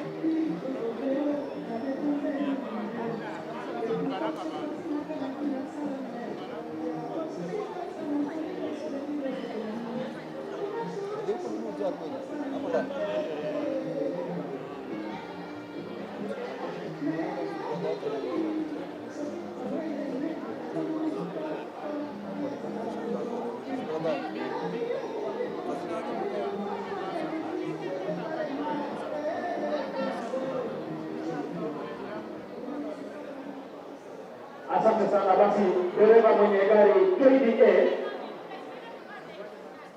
981G, dereva mwenye gari KDA 19981G, unaomba kuweza kuliondosha gari hilo ulikoliegesha ili sasa liweze kutoa nafasi.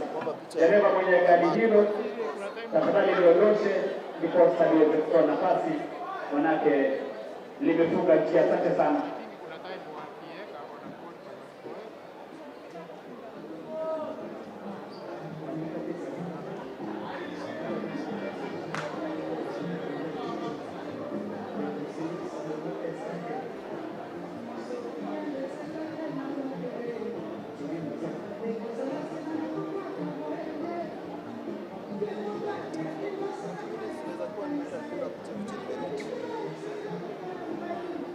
Do I even have money?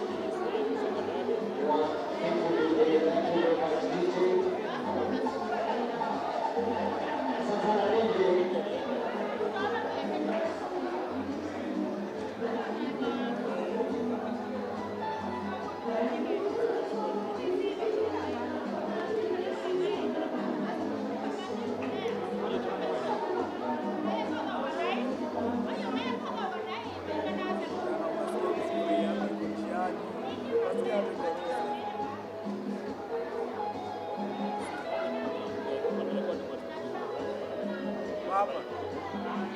Bora.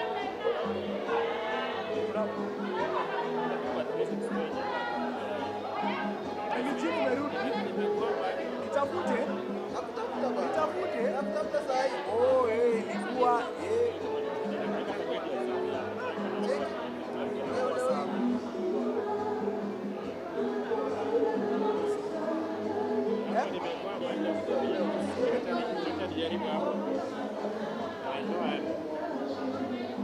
Seniors, I know you are doing a good job here. Actually,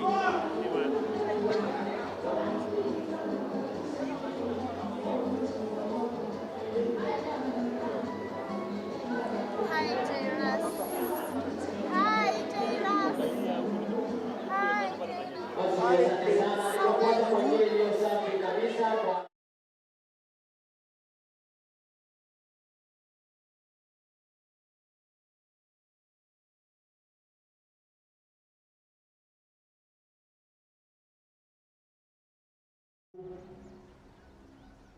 Director wa michezo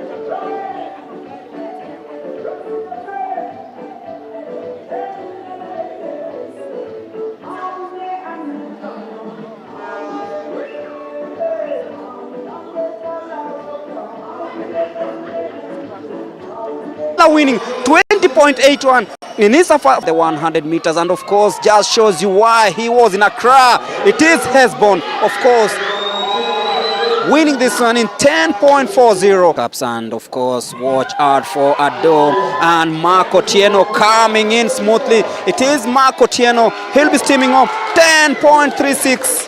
And off they go smoothly, the 100 meters. And of course, Eunice Kadogo, the former national champion, trying so hard, but then Lucia Morris. But it's Eunice Kadogo, the former national champion, winning this one. She'll be taking it 11.92. And off they go smoothly and caught off the block smoothly. But then watch out for Meshak Babu coming in really strongly. It is Babu winning this one. Wow, that is Kivyasi for you. It is Kivyasi versus Waweru. But watch out for Kivyasi and Waweru. It is Waweru steaming in 21.02. This Bagari gained and off they go, and just as she likes it, Esther Bagari gets off the block really nicely, steaming away from the rest. This will be easy for her, but we'll be looking at the time, 11.76. There you go, 5 athletes in this one. Final of the 400 meters, and it is Okwi versus Kip Korir. But then it is Kelvin Kip Korir, born in 1994, steaming away from Okwi to win this one 46.11.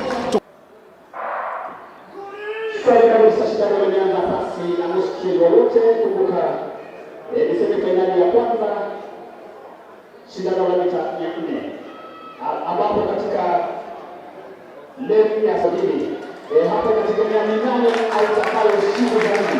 Ni nani aliye na nguvu ya kushinda zaidi.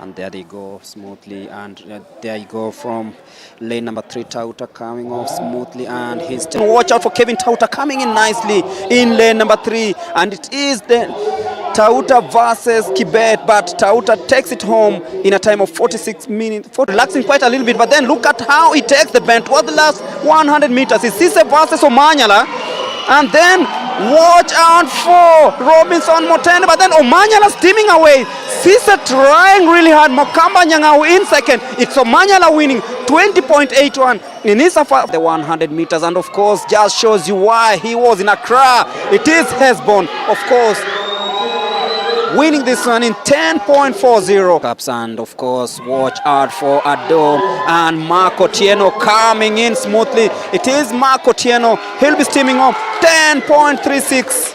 And off they go smoothly, the 100 meters. And of course Eunice Kadogo, the former national champion, trying so hard, but then Lucia Morris. But it's Eunice Kadogo, the former national champion, winning this one. She'll be taking it 11.92. And off they go smoothly and caught off the block smoothly. But then watch out for Meshak Babu coming in really strongly. It is Babu winning this one. Wow, that is Kivyasi for you. It is Kivyasi versus Waweru. But watch out for Kivyasi and Waweru. It is Waweru steaming in 21.02. This Bagari gained and off they go, and just as she likes it, Esther Bagari gets off the block really nicely, steaming away from the rest. This will be easy for her, but we'll be looking at the time, 11.76.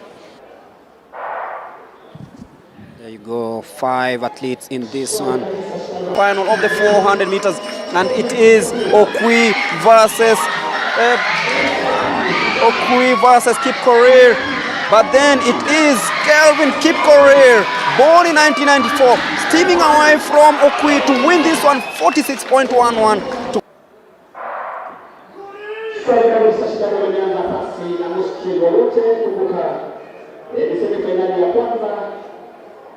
shindano la mita 400 ambapo katika levu ya sabini hapa inategemea ni nani atakayeshinda zaidi, ni nani aliye na miguu ya tatu zaidi. Sawa kabisa,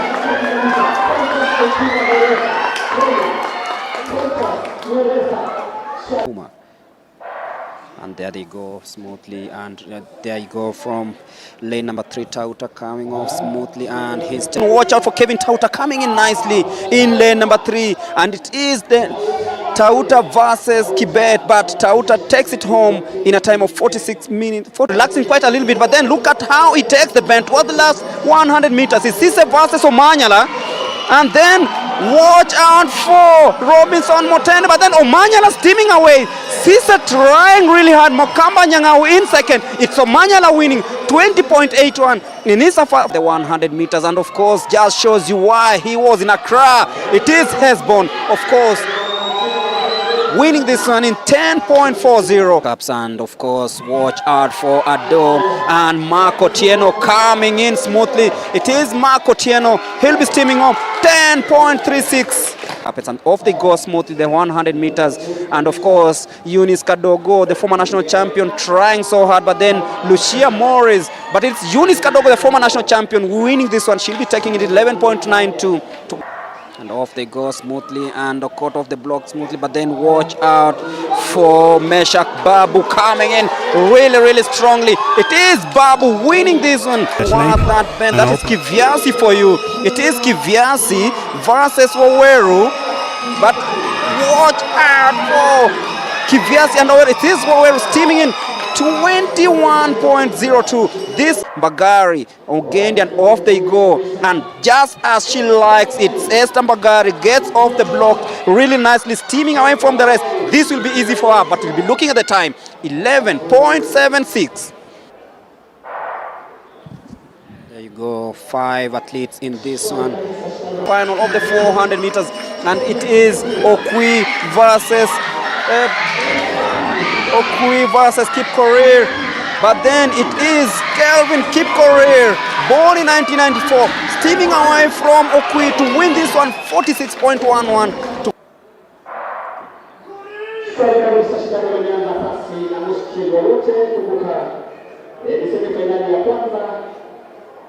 shindano la mita 400 ambapo katika levu ya sabini hapa inategemea ni nani atakayeshinda zaidi, ni nani aliye na miguu ya tatu zaidi. Sawa kabisa,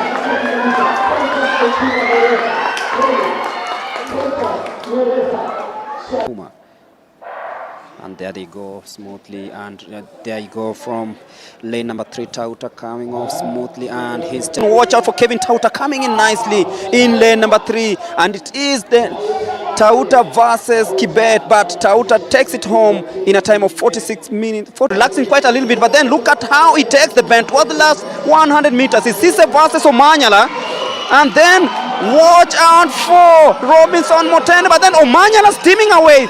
Sisa trying really hard. Mokamba Nyang'au in second. It's Omanyala winning 20.81 in his the 100 meters, and of course just shows you why he was in Accra. It is Hesbon, of course, winning this one in 10.40 cups, and of course watch out for Adom and Marco Tieno coming in smoothly. It is Marco Tieno. He'll be steaming up 10.36. And off they go smoothly, the 100 meters, and of course Eunice Kadogo, the former national champion, trying so hard, but then Lucia Morris, but it's Eunice Kadogo, the former national champion, winning this one. She'll be taking it 11.92. And off they go smoothly, and caught off the block smoothly, but then watch out for Meshak Babu coming in really strongly. It is Babu winning this one. Wow, that bend, that is Kivyasi for you. It is Kivyasi versus Waweru, but watch out for Kivyasi and Waweru. It is Waweru steaming in 21.02. This Bagari Ogendi, and off they go. And just as she likes it, Esther Bagari gets off the block really nicely, steaming away from the rest. This will be easy for her, but we'll be looking at the time, 11.76. There you go, 5 athletes in this one. Final of the 400 meters, and it is Okwi versus Kip Korir. But then it is Kelvin Kip Korir, born in 1994, steaming away from Okwi to win this one, 46.11.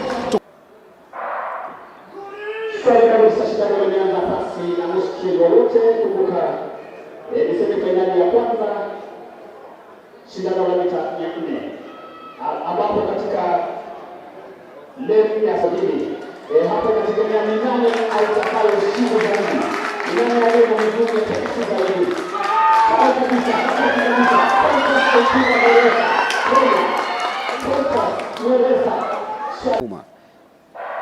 And there they go smoothly, and there you go from lane number 3, Tauta coming off smoothly, and he's watch out for Kevin Tauta coming in nicely in lane number 3, and it is the Tauta versus Kibet, but Tauta takes it home in a time of 46 minutes, relaxing quite a little bit, but then look at how he takes the bend towards the last 100 meters. It's Sise versus Omanyala, and then watch out for Robinson Motene, but then Omanyala steaming away. Sise trying really hard. Mokamba Nyang'au in second. It's Omanyala winning 20.81 in his of the 100 meters, and of course just shows you why he was in Accra. It is Hesbon, of course, winning this one in 10.40 cups. And of course watch out for Ado and Marco Tieno coming in smoothly. It is Marco Tieno, he'll be steaming off 10.36. And off they go smoothly, the 100 meters, and of course Eunice Kadogo, the former national champion, trying so hard, but then Lucia Morris, but it's Eunice Kadogo, the former national champion, winning this one. She'll be taking it 11.92. And off they go smoothly, and caught off the block smoothly, but then watch out for Meshak Babu coming in really strongly. It is Babu winning this one. Wow, that is Kivyasi for you. It is Kivyasi versus Waweru, but watch out for Kivyasi and Waweru. It is Waweru steaming in 21.02. This Bagari Ogendi, and off they go, and just as she likes it, Esther Bagari gets off the block really nicely, steaming away from the rest. This will be easy for her, but we'll be looking at the time, 11.76. There you go, 5 athletes in this one. Final of the 400 meters, and it is Okwi versus Kip Korir. But then it is Kelvin Kip Korir, born in 1994, steaming away from Okwi to win this one, 46.11.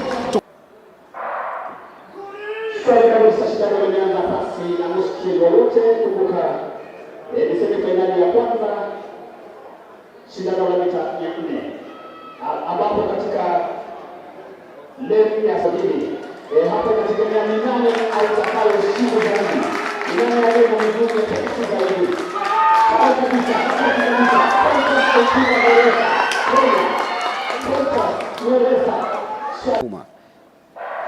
And there they go smoothly, and there you go from lane number 3, Tauta coming off smoothly, and he's watch out for Kevin Tauta coming in nicely in lane number 3, and it is the Tauta versus Kibet, but Tauta takes it home in a time of 46 minutes, relaxing quite a little bit, but then look at how he takes the bend towards the last 100 meters. It's Sise versus Omanyala, and then watch out for Robinson Motene, but then Omanyala steaming away.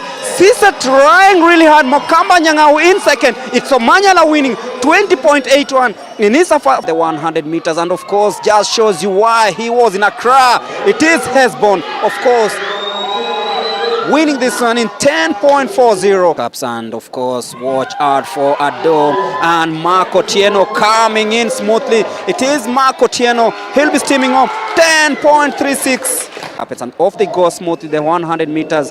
And of course, Eunice Kadogo, the former national champion, trying so hard, but then Lucia Morris. But it's Eunice Kadogo, the former national champion, winning this one. She'll be taking it 11.92.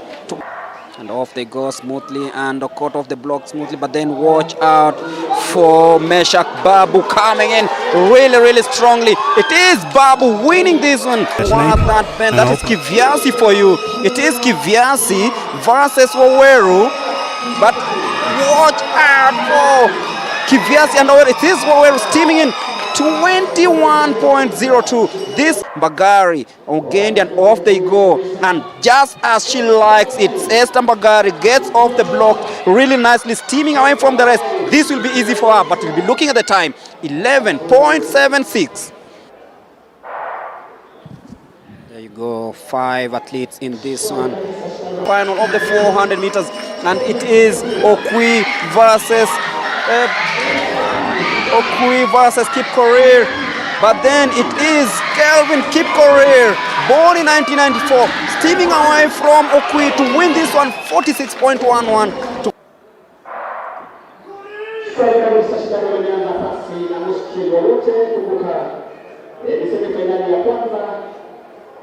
Shindano la mita 400 ambapo katika leni ya sabini hapa inategemea ni nani atakayeshinda zaidi. Ni nani aliye na nguvu ya kushinda zaidi. Hapa kabisa.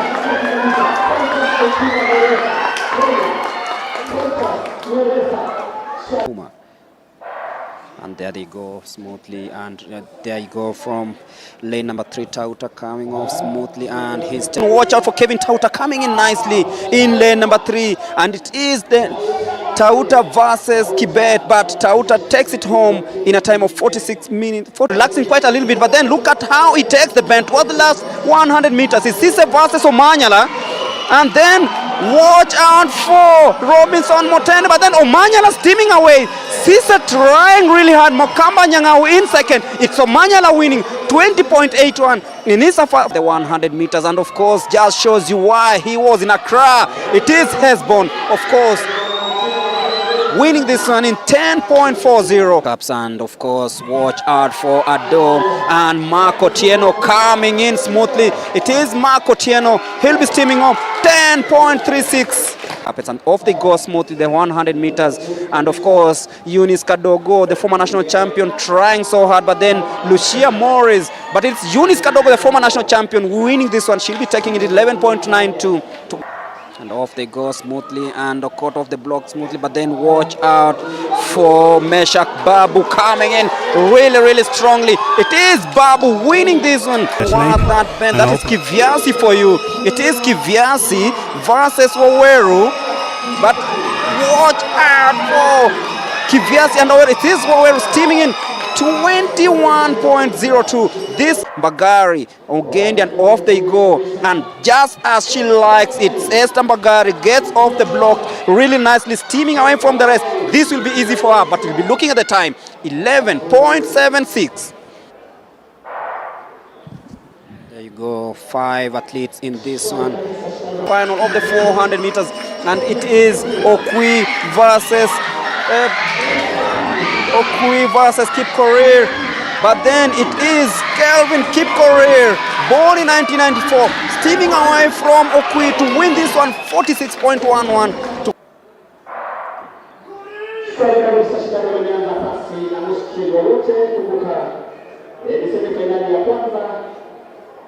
Shindano la mita 400 ambapo katika leni ya sabini hapa inategemea ni nani atakayeshinda zaidi. Ni nani aliye na nguvu ya kushinda zaidi. Hapa kabisa.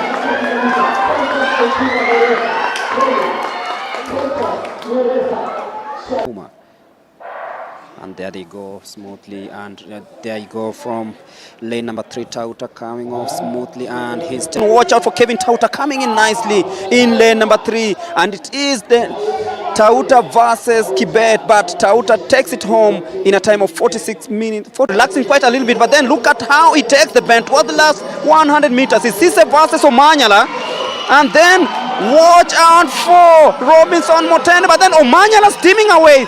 Sisa trying really hard. Mokamba Nyang'au in second. It's Omanyala winning 20.81 in his the 100 meters, and of course just shows you why he was in Accra. It is Hesbon, of course, winning this one in 10.40 cups. And of course watch out for Ado and Marco Tieno coming in smoothly. It is Marco Tieno, he'll be steaming up 10.36 and off they go smoothly the 100 meters. And of course Eunice Kadogo, the former national champion, trying so hard, but then Lucia Morris, but it's Eunice Kadogo, the former national champion, winning this one. She'll be taking it 11.92 and off they go smoothly and caught off the block smoothly, but then watch out for Meshak Babu coming in really strongly. It is Babu winning this one. Wow, that is Kivyasi for you. It is Kivyasi versus Waweru, but watch out for Kivyasi and Waweru. It is Waweru steaming in 21.02. This Bagari gained and off they go, and just as she likes it, Esther Bagari gets off the block really nicely, steaming away from the rest. This will be easy for her, but we'll be looking at the time, 11.76. There you go, 5 athletes in this one. Final of the 400 meters, and it is Okwi versus Kip Korir, but then it is Kelvin Kip Korir, born in 1994, steaming away from Okwi to win this one 46.11 to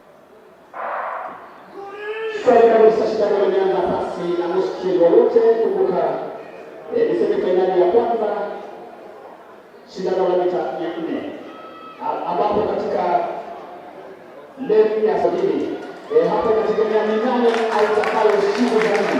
Ni nani aliye na nguvu ya kushinda zaidi.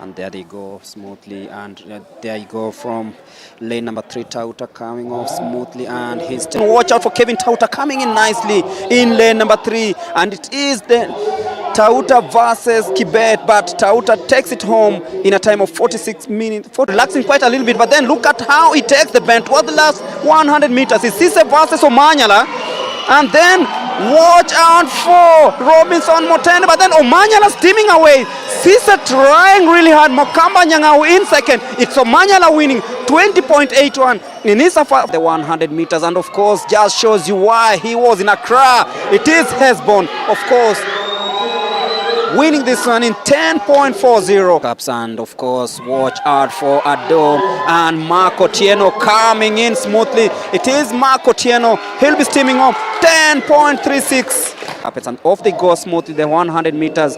And of course Eunice Kadogo, the former national champion, trying so hard, but then Lucia Morris, but it's Eunice Kadogo, the former national champion, winning this one. She'll be taking it 11.92 and off they go smoothly and caught off the block smoothly, but then watch out for Meshak Babu coming in really strongly. It is Babu winning this one. Wow, that is Kivyasi for you. It is Kivyasi versus Waweru, but watch out for Kivyasi and Waweru. It is Waweru steaming in 21.02. This Bagari gained and off they go, and just as she likes it, Esther Bagari gets off the block really nicely, steaming away from the rest. This will be easy for her, but we'll be looking at the time, 11.76. There you go, 5 athletes in this one. Final of the 400 meters, and it is Okwi versus Kip Korir, but then it is Kelvin Kip Korir, born in 1994, steaming away from Okwi to win this one 46.11 to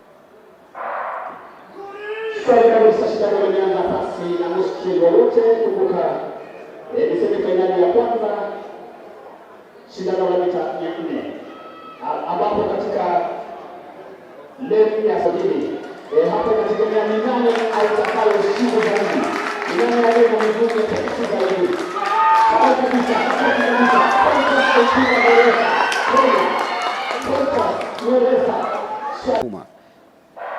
And there they go smoothly, and there you go from lane number 3, Tauta coming off smoothly, and he's watch out for Kevin Tauta coming in nicely in lane number 3, and it is the Tauta versus Kibet, but Tauta takes it home in a time of 46 minutes, relaxing quite a little bit, but then look at how he takes the bend towards the last 100 meters. It's Sise versus Omanyala, and then watch out for Robinson Motende, but then Omanyala steaming away. Sise trying really hard. Mokamba Nyang'au in second. It's Omanyala winning 20.81 in his the 100 meters, and of course just shows you why he was in Accra. It is Hesbon, of course, winning this one in 10.40 cups, and of course watch out for Adom and Marco Tieno coming in smoothly. It is Marco Tieno, he'll be steaming up 10.36 and off they go smoothly the 100 meters, and of course Eunice Kadogo, the former national champion, trying so hard, but then Lucia Morris, but it's Eunice Kadogo, the former national champion, winning this one. She'll be taking it 11.92 and off they go smoothly, and caught off the block smoothly, but then watch out for Meshak Babu coming in really strongly. It is Babu winning this one. Wow, that bend, that is Kivyasi for you. It is Kivyasi versus Waweru, but watch out for Kivyasi and Waweru. It is Waweru steaming in 21.02. This Bagari, Ogendi, and off they go. And just as she likes it, Esther Bagari gets off the block really nicely, steaming away from the rest. This will be easy for her, but we'll be looking at the time, 11.76. There you go, 5 athletes in this one. Final of the 400 meters, and it is Okwi versus Kip Korir, but then it is Kelvin Kip Korir, born in 1994, steaming away from Okwi to win this one 46.11.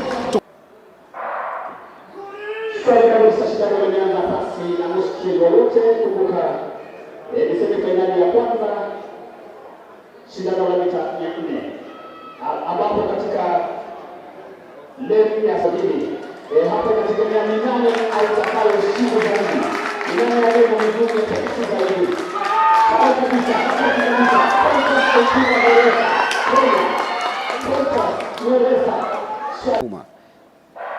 and there they go smoothly, and there you go from lane number 3, Tauta coming off smoothly, and he's watch out for Kevin Tauta coming in nicely in lane number 3, and it is the Tauta versus Kibet, but Tauta takes it home in a time of 46 minutes, relaxing quite a little bit, but then look at how he takes the bend towards the last 100 meters. It's Sise versus Omanyala, and then watch out for Robinson Motende, but then Omanyala steaming away.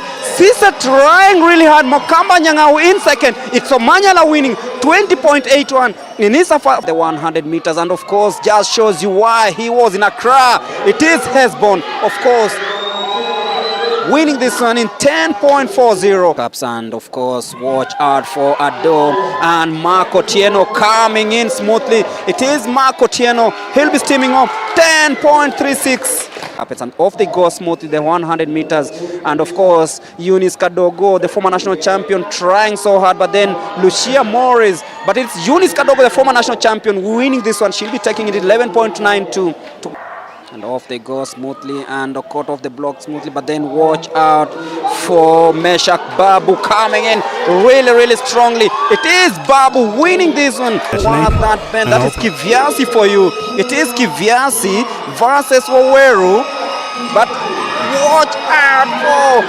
Kivyasi and Waweru. It is Waweru steaming in 21.02. This Bagari, Ogendi, and off they go. And just as she likes it, Esther Bagari gets off the block really nicely, steaming away from the rest. This will be easy for her, but we'll be looking at the time, 11.76. There you go, 5 athletes in this one. Final of the 400 meters, and it is Okwi versus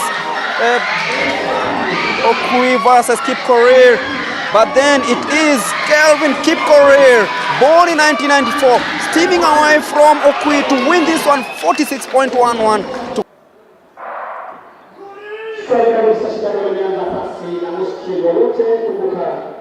Ni semifinali ya kwanza shindano la mita 400 ambapo katika leni ya sabini hapa inategemea ni nani atakayeshinda zaidi, ni nani aliye na miguu nyepesi zaidi.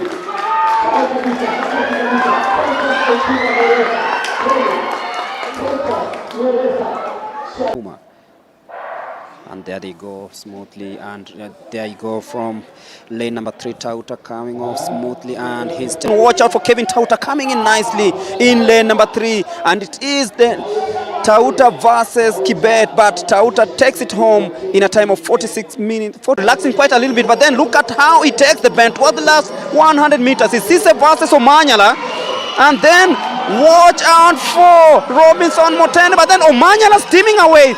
Sise trying really hard. Mokamba Nyang'au in second. It's Omanyala winning 20.81 in his of the 100 meters, and of course just shows you why he was in Accra. It is Hesbon, of course, winning this one in 10.40 cups, and of course watch out for Ado and Marco Tieno coming in smoothly. It is Marco Tieno, he'll be steaming up 10.36 and off they go smoothly the 100 meters, and of course Eunice Kadogo, the former national champion, trying so hard, but then Lucia Morris, but it's Eunice Kadogo, the former national champion, winning this one. She'll be taking it 11.92 and off they go smoothly, and a cut off the block smoothly, but then watch out for Meshak Babu coming in really strongly. It is Babu winning this one. That is Kivyasi for you. It is Kivyasi versus Waweru, but watch out for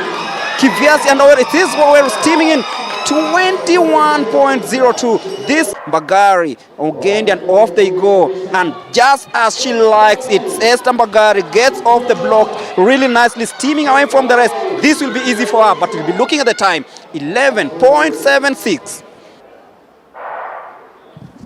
There you go, 5 athletes in this one.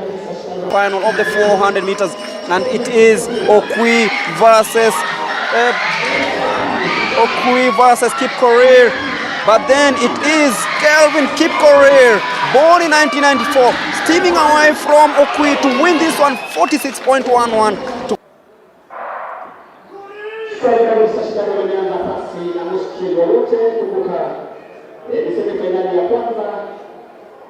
Shindano la mita 400 ambapo katika leni ya sabini hapa inategemea ni nani atakayeshinda zaidi, ni nani aliye na miguu nyepesi zaidi.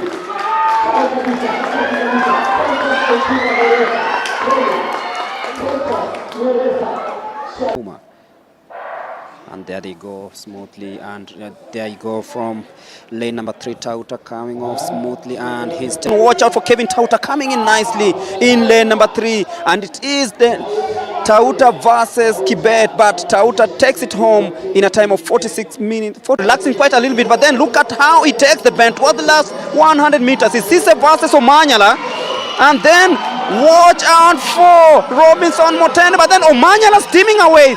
Sise trying really hard. Mokamba Nyang'au in second. It's Omanyala winning 20.81 in his of the 100 meters, and of course just shows you why he was in Accra. It is Hesbon, of course, winning this one in 10.40 cups, and of course watch out for Ado and Marco Tieno coming in smoothly. It is Marco Tieno, he'll be steaming up 10.36 and off they go smoothly the 100 meters, and of course Eunice Kadogo, the former national champion, trying so hard, but then Lucia Morris, but it's Eunice Kadogo, the former national champion, winning this one. She'll be taking it 11.92 and off they go smoothly, and a cut off the block smoothly, but then watch out for Meshak Babu coming in really strongly. It is Babu winning this one. That is Kivyasi for you. It is Kivyasi versus Waweru, but watch out for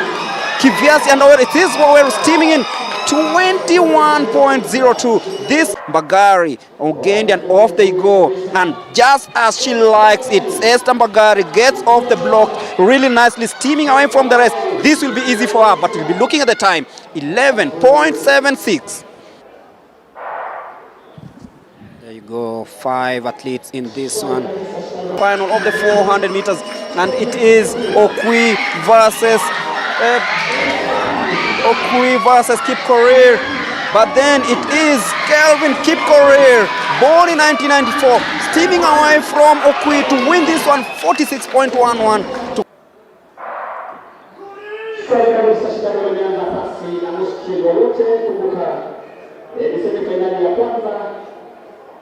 Shindano la mita 400 ambapo katika levu ya sabini hapa inategemea ni nani atakayeshinda zaidi. Ni nani aliye na nguvu ya kipekee zaidi. Hapa kabisa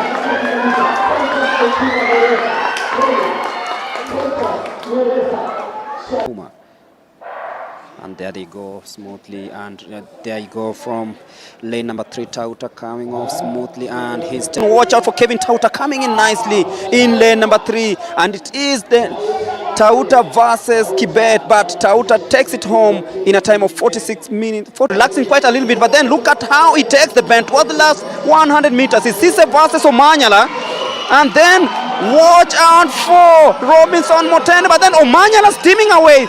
Sise trying really hard. Mokamba Nyang'au in second. It's Omanyala winning 20.81 in his the 100 meters, and of course just shows you why he was in Accra. It is Hesbon, of course, winning this one in 10.40 cups, and of course watch out for Adom and Marco Tieno coming in smoothly. It is Marco Tieno, he'll be steaming up 10.36 and off they go smoothly the 100 meters, and of course Eunice Kadogo, the former national champion, trying so hard, but then Lucia Morris, but it's Eunice Kadogo, the former national champion, winning this one. She'll be taking it 11.92 and off they go smoothly, and caught off the block smoothly, but then watch out for Meshak Babu coming in really strongly. It is Babu winning this one. Wow, that is Kivyasi for you. It is Kivyasi versus Waweru, but watch out for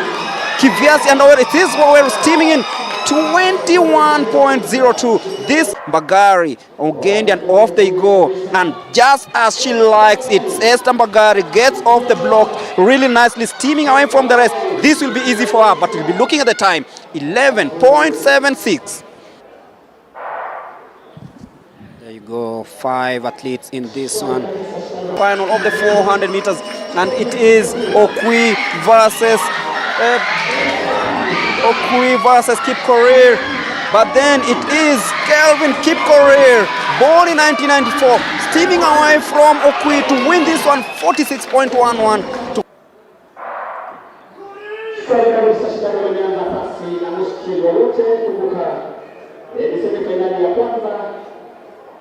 Shindano la mita 400 ambapo katika levu ya sabini hapa inategemea ni nani atakayeshinda zaidi.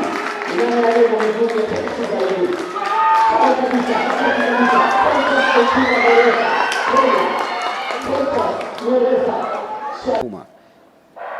and there they go smoothly, and there you go from lane number 3, Tauta coming off smoothly, and he's watch out for Kevin Tauta coming in nicely in lane number 3, and it is the Tauta versus Kibet, but Tauta takes it home in a time of 46 minutes, relaxing quite a little bit, but then look at how he takes the bend towards the last 100 meters. It's Sise versus Omanyala, and then watch out for Robinson Motene, but then Omanyala steaming away.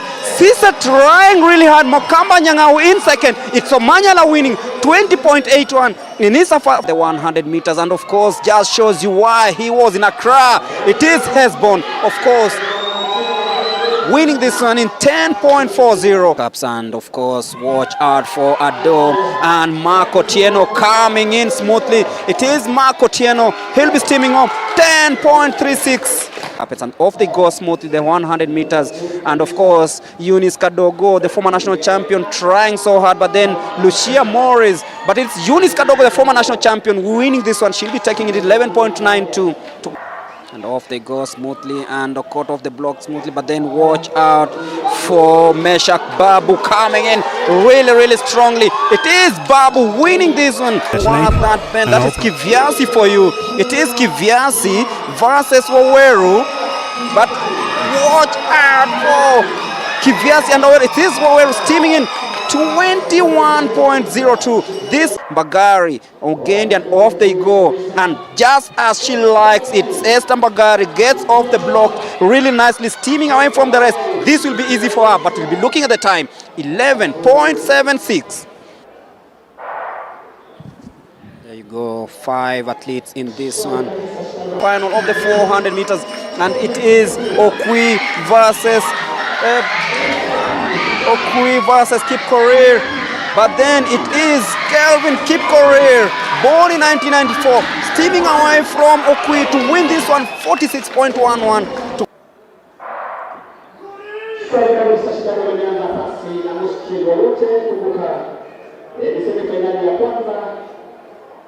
Shindano la mita 400 ambapo katika leni ya sabini hapa inategemea ni nani atakayeshinda zaidi, ni nani aliye na nguvu ya kushinda zaidi.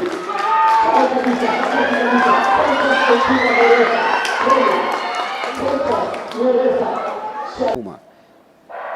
and there they go smoothly, and there you go from lane number 3, Tauta coming off smoothly, and he's watch out for Kevin Tauta coming in nicely in lane number 3, and it is the Tauta versus Kibet, but Tauta takes it home in a time of 46 minutes, relaxing quite a little bit, but then look at how he takes the bend toward the last 100 meters. It's Sise versus Omanyala, and then watch out for Robinson Motene, but then Omanyala steaming away. Sisa trying really hard. Mokamba Nyang'au in second. It's Omanyala winning 20.81 in his the 100 meters, and of course just shows you why he was in Accra. It is Hesbon, of course, winning this one in 10.40 cups, and of course watch out for Adom and Marco Tieno coming in smoothly. It is Marco Tieno. He'll be steaming up 10.36.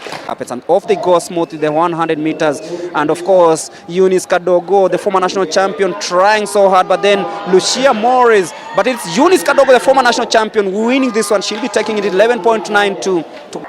And off they go smoothly, and caught off the block smoothly, but then watch out for Meshak Babu coming in really strongly. It is Babu winning this one. Wow, that is Kiviasi for you. It is Kiviasi versus Waweru, but watch out for Kiviasi and Waweru. It is Waweru steaming in 21.02. This Bagari Ogendi, and off they go, and just as she likes it, Esther Bagari gets off the block really nicely, steaming away from the rest. This will be easy for her, but we'll be looking at the time, 11.76. There you go, 5 athletes in this one. Final of the 400 meters, and it is Okwi versus Kip Korir, but then it is Kelvin Kip Korir, born in 1994, steaming away from Okwi to win this one, 46.11.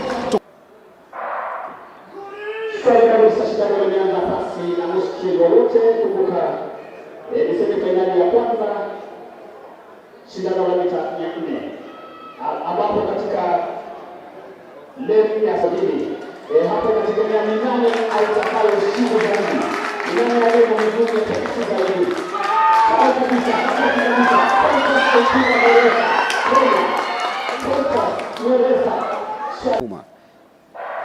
and there they go smoothly, and there you go from lane number 3, Tauta coming off smoothly, and he's watch out for Kevin Tauta coming in nicely in lane number 3, and it is the Tauta versus Kibet, but Tauta takes it home in a time of 46 minutes, relaxing quite a little bit, but then look at how he takes the bend toward the last 100 meters. It's Sise versus Omanyala, and then watch out for Robinson Motene, but then Omanyala steaming away. Sisa trying really hard. Mokamba Nyang'au in second. It's Omanyala winning 20.81 in his the 100 meters, and of course just shows you why he was in Accra. It is Hesbon, of course, winning this one in 10.40 cups, and of course watch out for Adom and Marco Tieno coming in smoothly. It is Marco Tieno. He'll be steaming up 10.36. Happens and off they go smoothly the 100 meters, and of course Eunice Kadogo, the former national champion, trying so hard, but then Lucia Morris, but it's Eunice Kadogo, the former national champion, winning this one. She'll be taking it 11.92. And off they go smoothly and caught off the block smoothly, but then watch out for Meshak Babu coming in really strongly. It is Babu winning this one. Wow, that is Kivyasi for you. It is Kivyasi versus Waweru, but watch out for Kivyasi and Waweru. It is Waweru steaming in 21.02. This Bagari again, and off they go, and just as she likes it, Esther Bagari gets off the block really nicely, steaming away from the rest. This will be easy for her, but we'll be looking at the time, 11.76.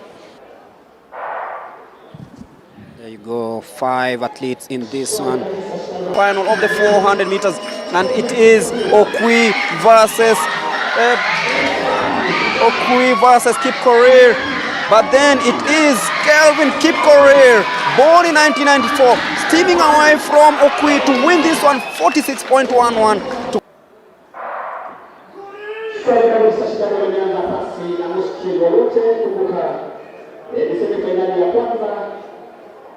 Shindano la mita 400 ambapo katika leni ya sabini hapa inategemea ni nani atakayeshinda zaidi, ni nani aliye na nguvu ya kushinda zaidi.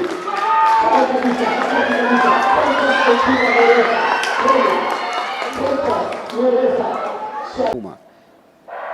and there they go smoothly, and there you go from lane number 3, Tauta coming off smoothly, and he's watch out for Kevin Tauta coming in nicely in lane number 3, and it is the Tauta versus Kibet, but Tauta takes it home in a time of 46 minutes, relaxing quite a little bit, but then look at how he takes the bend towards the last 100 meters. It's Sise versus Omanyala, and then watch out for Robinson Motene, but then Omanyala steaming away.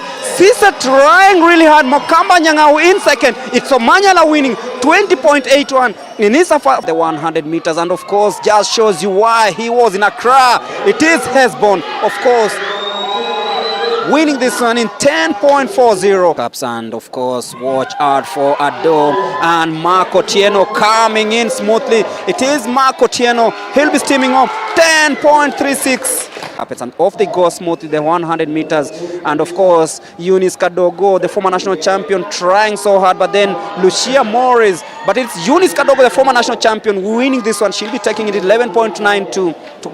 And off they go smoothly and caught off the block smoothly, but then watch out for Meshak Babu coming in really strongly. It is Babu winning this one. Wow, that is Kivyasi for you. It is Kivyasi versus Waweru, but watch out for Kivyasi and Waweru. It is Waweru steaming in 21.02. This Bagari again, and off they go, and just as she likes it, Esther Bagari gets off the block really nicely, steaming away from the rest. This will be easy for her, but we'll be looking at the time, 11.76.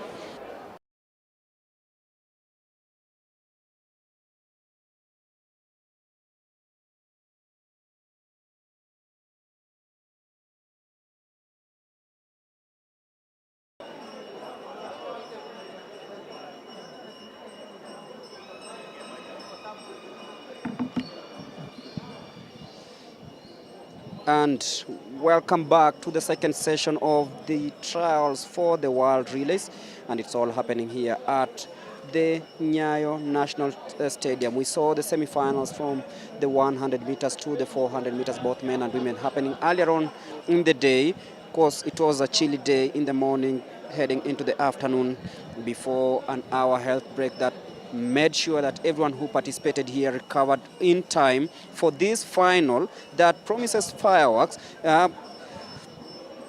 Major relays coming up, of course, the 4x400 mixed women, the 4x400 meters men, and the 4x400 meters women, wrapping up with also the 4x100 meters men, where we expect to see some big names participate in this one. But we'll be going through some of the results that came in, and of course we'll be looking forward to see who is in team black, red, white and green, and all this is happening in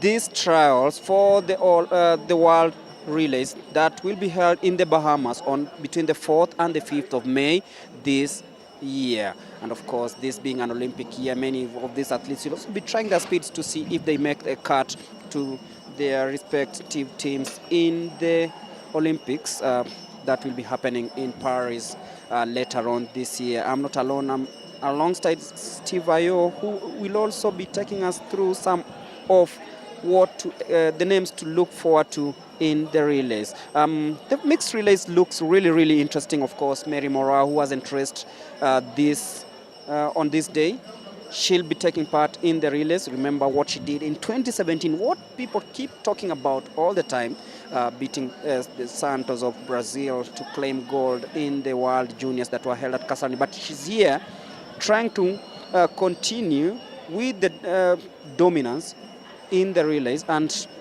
I'm sure the team that she has along is well capable enough to topple feelings about this. Yeah, of course, Moraa is going to be everyone's favorite when the 4x400 meters mixed relay will be taking place. Of course, it's going to be her first race of the day as compared to the rest of the team. Of course, we saw Gladys Jepkemboi winning her hit in the 400 meters semi-final, running from the outside lane really and surprising the likes of Nyatipi Thomas, Maureen Thomas, who were favored in that race. And of course also we have Thomas being one of the athletes who will be competing for that slot.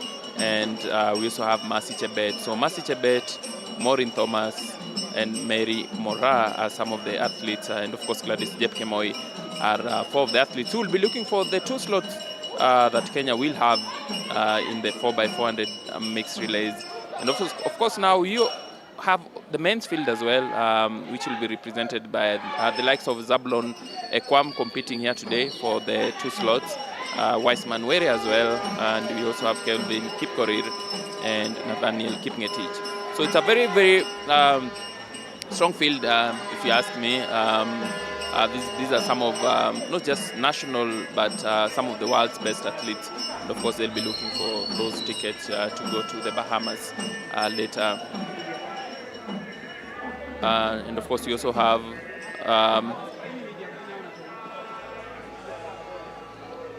we have four teams here. Zablon Ekwam, Mary Moraa, Weissman Were, and Gladys Jepkemoi will be running in the 4x400 mixed relay team, and they've been given the sign of black, or rather the color of black. And we have for the red team, Kelvin Kipkorir, Maureen Thomas, Nathaniel Kipngetich, and Mercy Chebet will be running for the red team.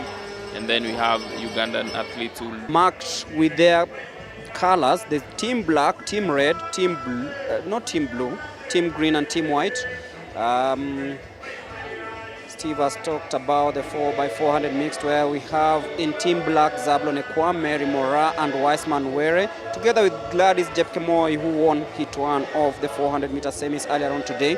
In the 4x400 meters team red also, we'll have Kelvin Kipkorir, Maureen Thomas, Nathaniel Kipngetich, Mercy Chebet, who was in team black, but apparently she's in team red, and we'll have a mixed team from Uganda.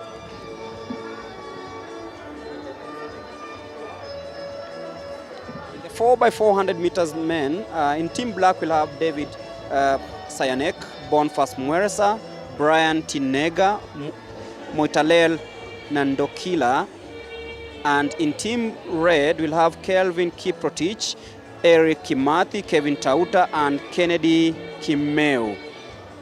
Team green will have Danson Kibet, Abraham Kipiego, and Edwin Ngunjiri.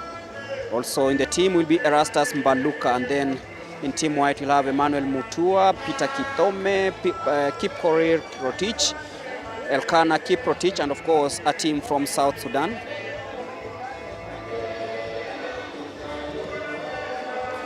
In the women 4x400 meters in team black, we'll have Jacqueline Anjala, who finished second in her 400 meter semi-final. Veronica Mutua, Vanis Kerubo, and Joan Cherono in the 4x400 meters. In team red, Diana Chebet, Grace Kidake, Gladys Ngure, and Jane Chege. I'll also be giving you the lineup of the 4x100 meters. But we are getting ready for the relays, which will wrap up this day that has seen very, very, very mixed results from the 100 meters to the 400 meters. And remember, we are just 14 days away from the Keep Keino Classic that will take place right here at the Nyayo National Stadium. The 4th edition, of course, that will be coming your way, and be hoping to see the likes of Arthur Siste, the likes of Letsil Tebogo, the likes of Ferdinand Omanyala, Faith Kipyegon, Emmanuel Wanyonyi, and all those stars, Mary Moraa, defending their titles right here in Nairobi. Last year we were at the Kasarani Stadium, but this time around we are here in Nairobi, but at the Nyayo National Stadium, because Kasarani is under renovation. So mark your calendars, 20th of April, the Keep Keino Classic, the 4th edition, happening here, and it will be live.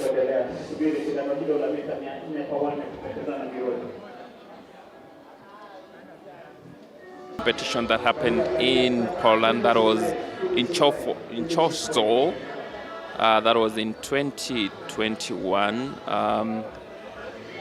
Kenya actually did finish third with 24 points behind Italy with 33 points, and Poland with 37 points. That is, the hosts actually did finish top in the overall team standings in a competition that attracted 37 nations, with the likes of Canada, India, Jamaica, Nigeria, and Trinidad and Tobago actually pulling out in the last minute. Kenya being represented by some of the athletes here who represented Kenya, included the likes of at the St. Thomas Stadium in Nassau in Bahamas. And just something that is interesting is that the athletes from other countries coming to Kenya on the same mission, that is trying to get that ticket to Bahamas, and even try to get the qualification time for the Olympic Games to be held in Paris. It just shows you that Kenya is the hub of athletics, especially in this region. We know we have competition from our neighbors in Uganda. South Sudan are coming up really, really well. Last weekend we saw Kenya reign supreme in the World Cross Country Championships. Beatrice, of course, doing what she normally does, retaining her world title. And of course there was Maureen Auma.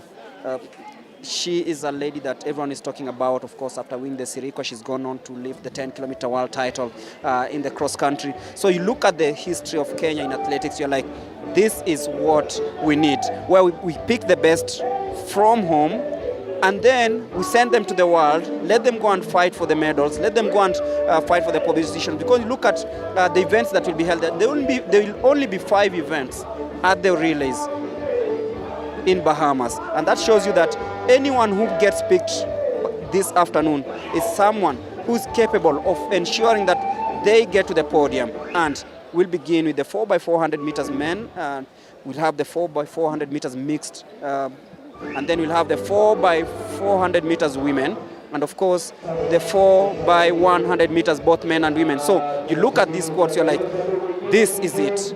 And as we see the athletes out of the call room, of course it's drizzling here in Nairobi. And if you're joining us, these are the trials for the World Relays. Of course, these are World Athletics events. I can see Daniel Kiviasi on the other side in Team Black. There's also Team Green, and of course there is Team Red. So we are waiting to see. There's a team from South Sudan which is also here. They are not just coming to compete, they want also to be on the podium. And this just shows you that there is enough competition for everything that is happening here at the Nyayo. Absolutely. Well captured there. And The competition here for the semi-finals happened just over an hour ago. So these athletes have gotten a chance to at least go and have something to bite or drink something. But I don't know in terms of that rest. I don't know what is capable of doing to your muscles. You've gone. You are high up there, but then you go back down pretty much level zero, and then again you have to psych yourself up. You have to train your muscles again to pick up again. Do you expect maybe the long break to affect them in terms of the times that we posted? Because we saw some athletes, post really quick times during the semi-final heats, but now they've gone and they've rested and the body has gone back to zero, but now they have to lift themselves up and put themselves back into contention. What do you think is going to be the effect of these athletes taking that rest and coming back after like one hour later? Of course, the rest is important because this is all about adrenaline and of course the use of energy and getting a rest before the next race. That's why they're athletes. Yeah? They're not like any other sport whereby you have a shorter break. They were thereby coming because a body of an athlete requires at least an hour to recover for the next one. That's why you find that for the sprints, they give you a day or two to recover before the final, and that shows you that these athletes know really well what to do at what particular time as they head towards the start point of this one. We can see the likes of Stephen Onyango there. We can see the likes of Team Uganda in this one. We see the likes of Kelvin Kiprotich. This is the 4x400 meters, and Team Black being led by Dan, that is Kiviasi. And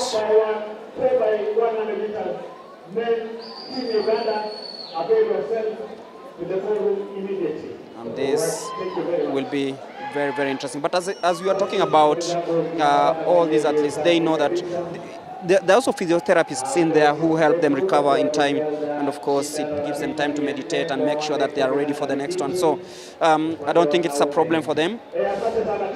We await for this, the storm to erupt here at the Nyayo National Stadium because they know what is at stake. There's no tomorrow. This is a final. It is a final, and of course, it's a race that it's technical as much as you have to look into your speed as well. One of the key things in the relays is normally the handover of the baton.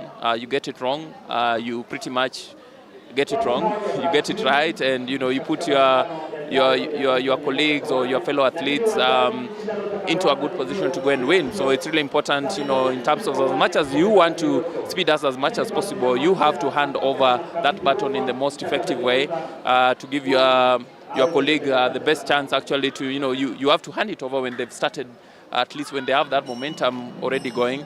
And of course, we've seen world over the US, even elite athletes who graced some of these world competition, and they've done this a couple of times, a good number of times. They just don't get it right all the time. So it's really important as well that as much as you want to speed up, just make sure that you hand over that baton in the right way, and of course there's always a restricted zone whereby you cannot pass over. So it's a technical race as much as it also has to do a lot with speed. Definitely. The technical part is the most important thing because it just shows you how prepared you are, how prepared everything was from the beginning to competition time. And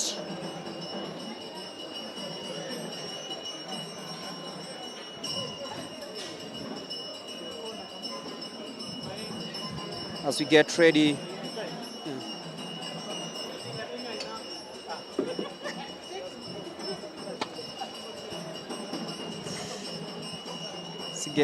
for the 4x400 meters final. Of course, the likes of, yes, it is the 4x400 men final that starts in a bit. Can see Coach Mwangi really excited with the prospects here, looking keenly to see how this one goes.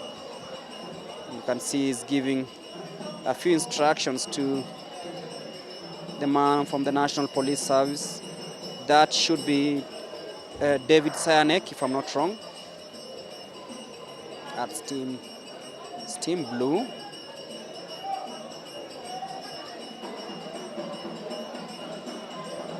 Adjusting the blocks, because any fault here will make it easy for one to be toppled there.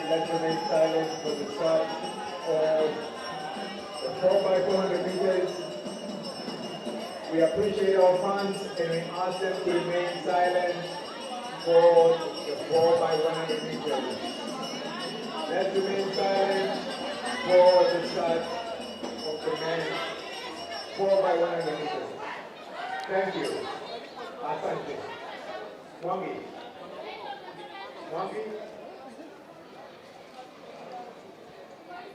So in team black, we'll have David Sayanek, Boniface Mweresa, Brian Tinega, and Moitalel Nandokila. In team red, we'll have Kelvin Kiprotich, Eric Kimathi, Kevin Tauta, Kennedy Kimeu, and in team green, Danson Kibet, Ehan Kipiego, Edwin Gojiri, and Erastus Mbaluka. And not sure about team white. So it's team blue.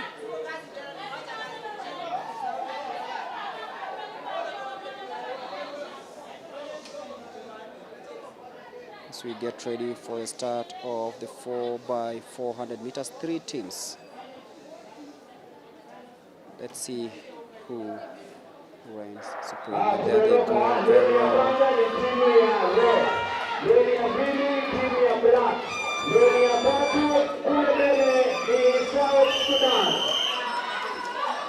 And that is team red in the lead, really strong. That is Kelvin Kiprotich, who's taken those huge strides as they slow down toward the 250.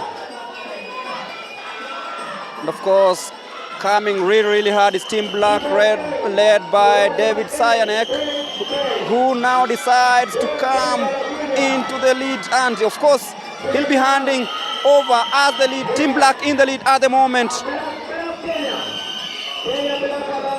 Handing it over to Boniface Mweresa, team green. Now lagging behind, but that is Boniface Mweresa, very strong toward the 200. Team black, of course, and that is Eric Kimathi.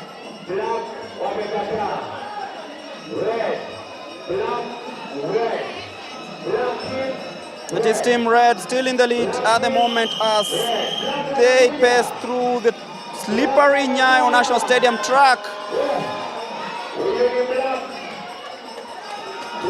And he'll be handing over to Brian Tineka, who speeds off very nicely. This is very interesting, the 4x400 meters.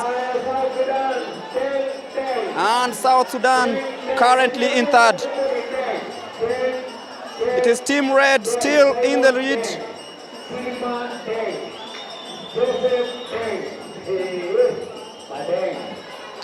If you're joining us, this is the 4x400 meters. Look at that. That is a huge distance, and it is Brian Tinega who will be bringing it home. Moitalel Nandokila seems to be smiling, and Luke is being cheered home as he heads over to hand the baton to the last man. This is team black still in the lead, and it is Moitalel Nandokila now steaming away. Kennedy Kimeu will try play catch up. South Sudan still in third. I don't think they'll be catching up with the likes of Moitalel and Kennedy Kimeu. And they're being cheered on. That is the South Sudan team now taking the baton as Moitalel Nandokila of team black having a very healthy distance between him and Kimeu. And it is team black who will be winning the 4x400 meters men final. Very intense, very tactical, and of course we'll be looking at the time, 3 minutes 6.34 seconds with team red coming in second, and of course team South Sudan There were only 3 teams in this one, and that is the 4x400 meters men final. Well done there to Team Black. That was led by David Cyanek. It looked like Kevin Kiprotich actually had the better start. He was storming through, but David Cyanek ran a very good bend there and brought it home to Boniface Mweresa, who actually established even more distance. And then Brian Tinega actually pulled ever so further. And if I was Moitalel, Nando Kila would be smiling, like he was smiling, because the race was pretty much won there. So very, very great race there by Team Black. Team Red there made of Kevin Kiprotich, Eric Kimathi, Kevin Tauta, and Kennedy Kimeu. Of course, gave it a good go, but this one always looked ever so in Team Black's hands, and they win that quite easy. Even technically, the changeover was really good. You know, it looked smooth. It looked like this is a team that had trained together, or is it that they are, they've done this a couple of times and they just know how to time their runs? And the changeovers were very, very, very smooth from both teams, and it seems they knew their assignment that was at hand. It's only that speed that mattered, because you look at the speed by this team in Black. It was terrific, terrific speed, winning there in a time of 3 minutes, 6.34 seconds to claim victory in the 4x400 meters. A dejected man from National Police Service there. But then you look at how it panned out. It shows you that they know. You look at the average time, quite impressive, and I'm sure the best will be picked for the World Athletics Relays to be held later on, as we await for the women to come out from the dugout.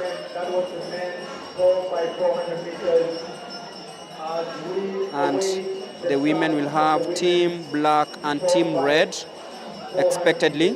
So in Team Black we'll have Jacqueline Anjala. We have Joe and Cherono Veronica Mutua, Vanis Kerubo. In the 4x400 meters Team Red we'll have Diana Chebet, Grace Kidake, Gladys Ngure, and Jane Chege. These amazing trials for the World Athletics Championship relays in Bahamas.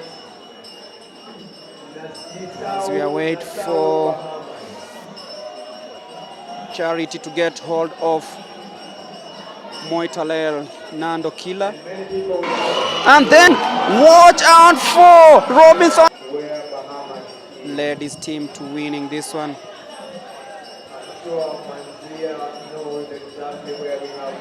The 100 meters, and of course just shows you why he was in Accra. It is Hesbon, of course, winning this one in 10.40 cups. And of course watch out for Adom and Marco Tieno coming in smoothly. It is Marco Tieno, he'll be steaming up 10.36 cups, and off they go smoothly, the 100 meters.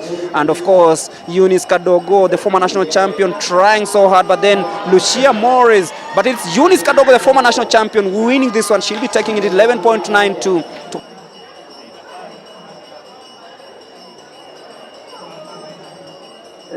katika harakati za kutafuta wanariadha bora watakaoliwakilisha taifa hili katika michezo ya ubingwa wa dunia kupokezana virojo kule Nassau, Bahamas. Least in the 400 meters hurdle, Moitalel Mpoke, karibu Kenya tena. How has it been for you?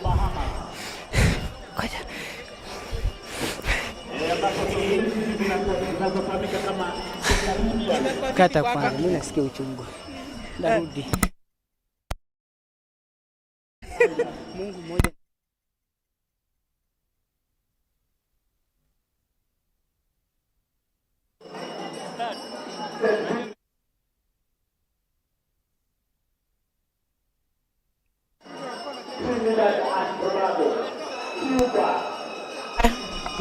That was Mpoke. Unfortunately, he's not been able to talk, but he just stayed in from America yesterday. He was studying in he got a scholarship after the World Under-18 Championship that was held here in 2017 for the 400 meters hurdles. That's why he's been sprinting over. And then now he came back to Kenya to try his chance for the World Relay Championships in Bahamas. Over to you, Greg.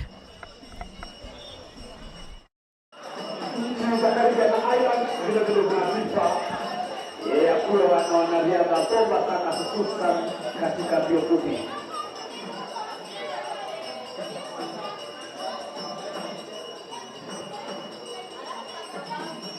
Alafu mtazamaji, unapozidi kutazama mbio, vile tuna wale mashabiki wetu ambao vile ni wachezaji kabisa, naona hapo karibu na jukwaa wakipiga. Thank you very much, Charity. She's been speaking to Moitalel Nando Kila, and of course we await for the ladies to come for the 4x400 meters before ushering in the 4x100 meters. Wazalendo kabisa, washikamanifu kabisa. Ushikamanifu manake ndio leo. Asante sana mashabiki wetu.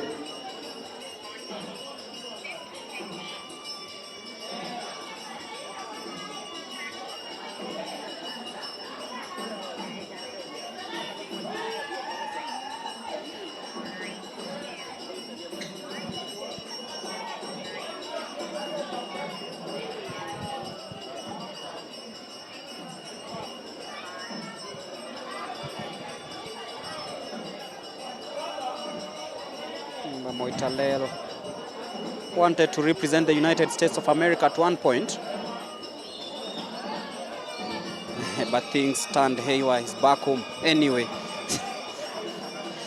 We are waiting for the ladies to come out of the dugout for this one, the 4x400 meters women. Only two teams here. There's Team Black and Team Red. I'm also excited about the 4x400 meters mixed relay. I'm looking at the teams, I'm like, yeah, this is it. Yeah, it's one of the events that everyone is really looking forward to here. And of course, you have to be excited given the field of athletes who will be competing for their respective colors, if I may call them. With black team having Zablon Ekwam, Mary Mora, Weissman Weren, Gladys Jepkemboy, and the red team having Kelvin Kipkorir, Maureen Thomas, Nathaniel Kipngetich, and Mercy Chebet. And of course, Uganda will also have a team represented here. It's always a very interesting race. If it's a race that, remember there was a time that some teams will go for, when one team is placing a woman, they place a man. But these days, most countries, they do man on man, woman on woman. And it seems to be working so far. By David Sanayek. Sanayek was the fastest athlete in the 400 meters semi-final, and now he was in the 4x1 team that has just finished first, the black team, where he was with Moitalel, Mwereza and Sanayek. Sanayek, imekuwa vipi kwako? Umekimbia 400, sasa umekuja ukakimbia 100, mwili iko vipi? Mwili sasa imepiki. Kulingana na ile saa yenye tulianza kulikuwa kunanyesha, so climate ilitu affect kidogo, lakini sasa nasikia mwili imefunguka, so na hope mazuri ziko. Yeah. Vile mmekuwa kwa hii program ya sprinters, imekusaidia vizuri katika mazoezi yako?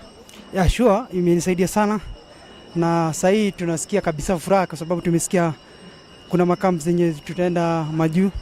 Sasa na hope hapo itamotivate sana tuendelee na training vizuri. Yeah. Okay, all the best and congratulations. Thank you. That was the team for the 4x100 meters. Now we wait for the men. We are waiting for the 4x100 meters for the women, and then it will be followed by the mixed relay 4x1. 4x4 for the mixed relays. Over to you, Greg.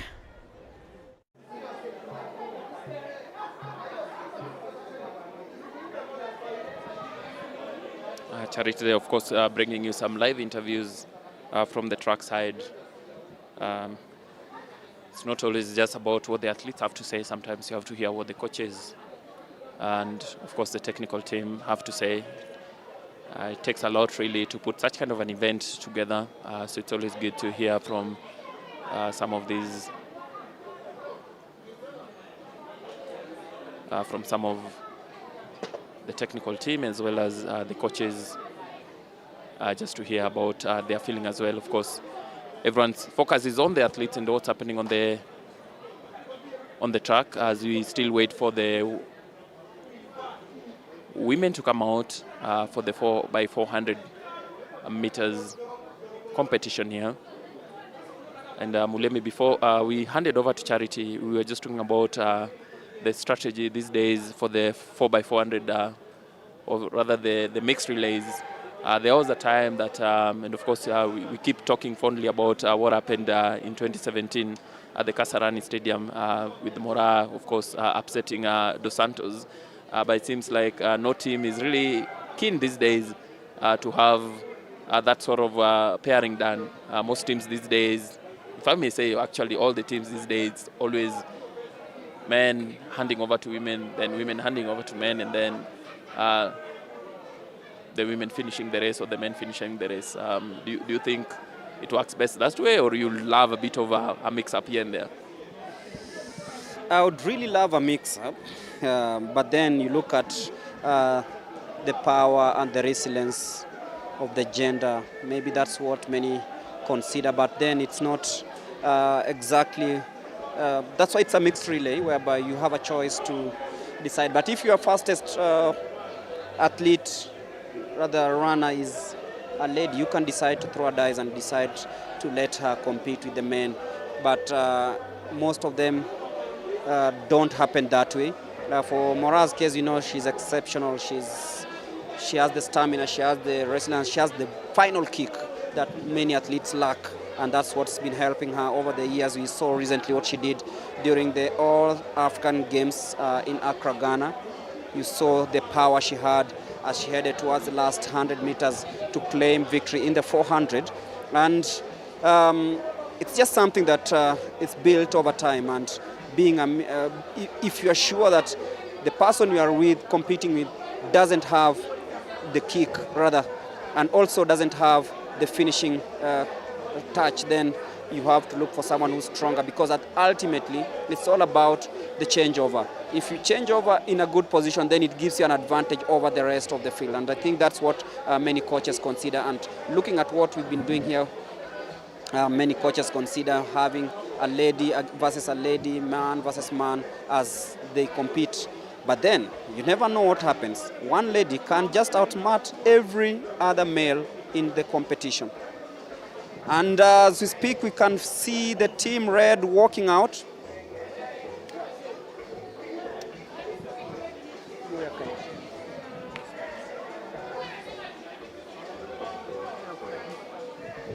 As we see the Team Red walking to the track.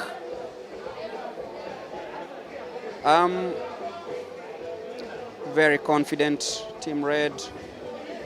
Diana Chebet, Grace Kidake, Gladys Ngure, and Jen Chege. They'll be competing against Jacqueline Nanjala, Joanne Cherono, Veronica Mutua, and Vanis Kerubo. So that is. Let's move to the next event, the women's. The team to compete in the 4x400 meters. There is Team Black, Jacqueline Nanjala, Joan Cherono, Veronica Mutua, and Vanis Kerubo. And Team Red, of course, Diana Chebet, Grace Kidake, Gladys Ngure, and Jen Chege. What do you expect of this, Steve? A close one, this one. I feel like the teams here are even. I feel it's a bit balanced, though. To an extent, you'll feel like a Team Red made of Diana Chebet, Grace Kidake, Gladys Ngure, and Jen Chege. You'll feel like they just have a little bit of edge, of course, a lot of experience in there, a lot of speed in it as well. And Mulemi, I remember there's a time you actually competed in the relays at the Kasarani Stadium. There's a very funny photo of you. with the baton in your hands. I don't know if there's any good lessons you picked from there, and I don't know, how was the experience for you? Because it's always very easy to to talk about this, but you know, sometimes you're put in there on the hot seat. How was the experience for you, and any lessons you picked from there that you probably will pass through down to the generations? First of all, that was a long time ago.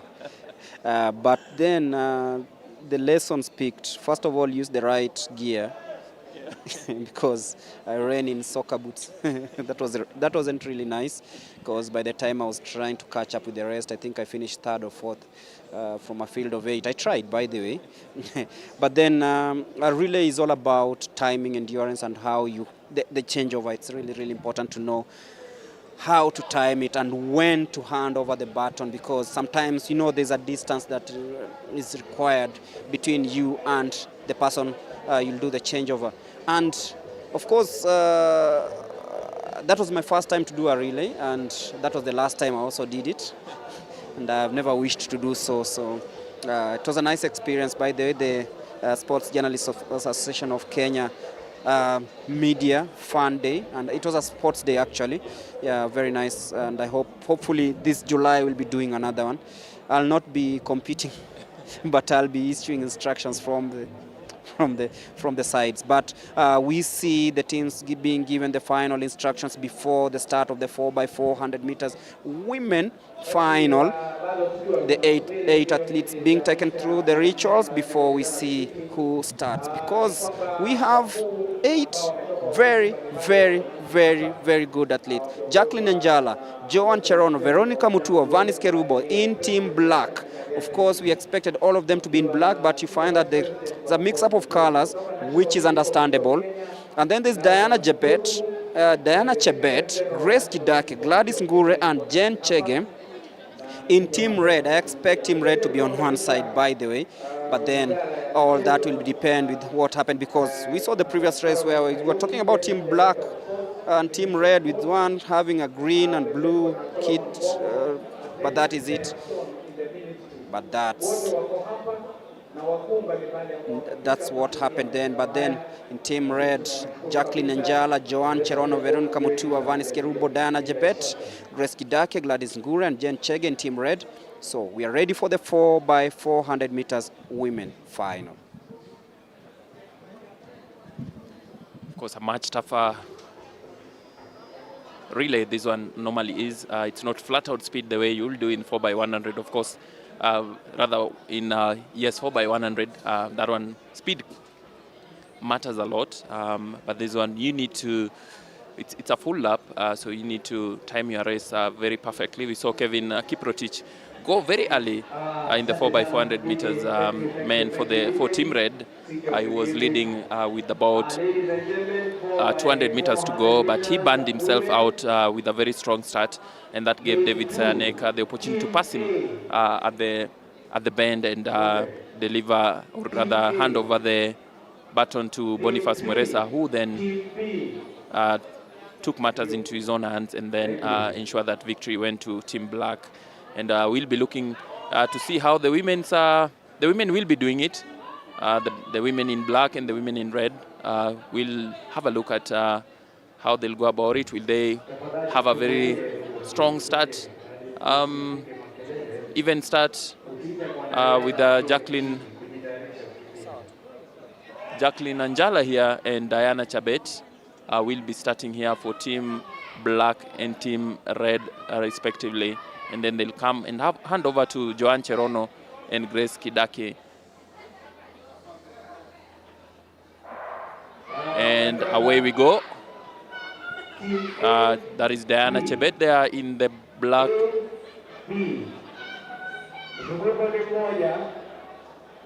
That is Diana Chebet in, for Team Red, running from the inside lane. Rather, Veronica Mutua is the one who started for Team Black. She takes the bend there, with Jen Chege running for Team Red, who's having the advantage here. Looks like it's Veronica Mutua And there we go now into the handover. Still very little to separate the two. Diana Mutua there. Veronica Mutua rather. Hands over first. Kutoka baada ya mita 100 katika mstari wa pili anaweza kuingia ndani na kutumia mraba wa ndani na mstari wa ndani.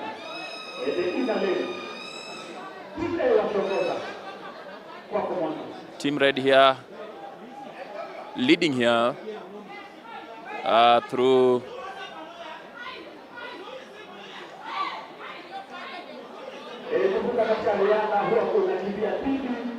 a very big distance she's established there as she takes the bend there to hand over to the third athlete. This is a hurdler here with the baton on her hands. You can see the long strides here.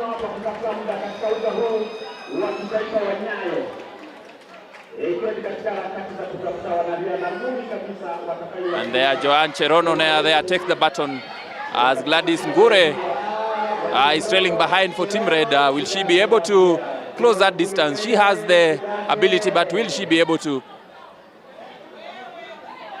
That is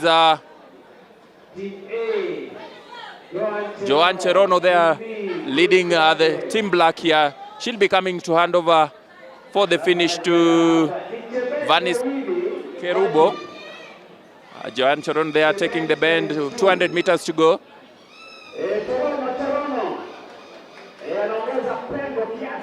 Joanne Cherono there has about around 70 meters, rather 50 meters distance leading here for Team Black.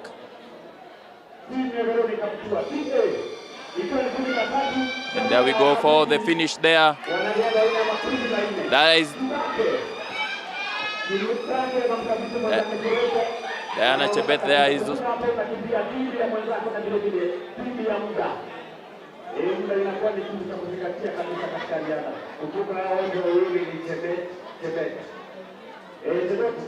this is Vanis Kerubo.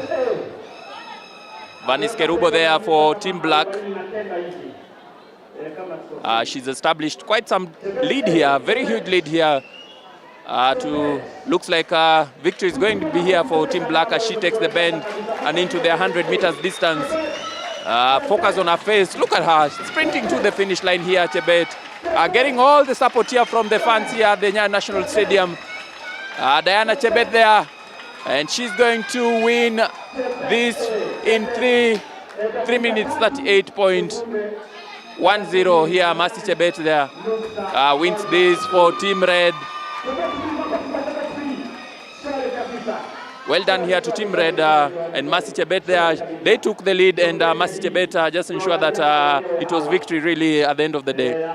Of course, having won the 400 meters semi-final number 1 earlier on today at 53.39, she helps her team win the 4x400 meters at 3 minutes 38.10 seconds, and that is the end of the 4x400 meters women and men final. We are now getting ready for the mixed relays before ushering in the 4x100 meters. And if you're joining us, we are heading towards the business end of these World Athletics Relays trials being held here at the Nyayo National Stadium. 2 more events to go, and afterwards we'll have the team naming happening here. Of course, the weather now kind and fair to all these athletes as we await for the mixed relay team to come out of the call room. Hizi 400 kwa wane jinsia mchanyatu ukipenda mixed relay. Asante sana. Na tutafuata shindano la mita 400 kwa wane, mita 100 kwa wane kupokezana virojo kabisa. Alafu mtangazaji mwenza Mwangi, shindano hili mara ya kwanza kufanyika ilikuwa katika ubingwa wa dunia mwaka wa 2017 kule Doha. Ndio mashindano ya mbio za kupokezana virojo jinsia mchanyatu kufanyika kwa mara ya kwanza. shwari kabisa. Na kama Jamhuri ya Kenya tuna matumaini mengi tu, manake tuko na wanariadha wenye talanta nyingi tu ama vipawa vilivyozidi hata maelezo. Hivi basi tuna kila ama matarajio yetu makubwa. Take you through some of the results that happened earlier on in the day. Of course, in the 400 meters semi-finals, we had 5 hits with the likes of Boniface Mweresa, Kevin Tauta, Peter Mutoka, Zablon Ekwam, and Kelvin Kipkorir winning their respective hits, and we saw them participate in the 4x400 meters hurdles. And some of these athletes will also be taking part in the relays, mixed relays. Remember, we also have athletes from Uganda, South Sudan, and Tanzania, but only those who have been cleared will be allowed to participate.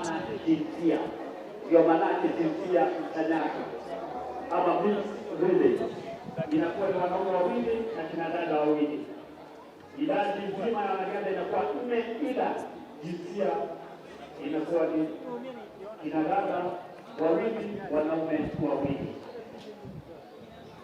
And now we are getting ready for the mixed relays.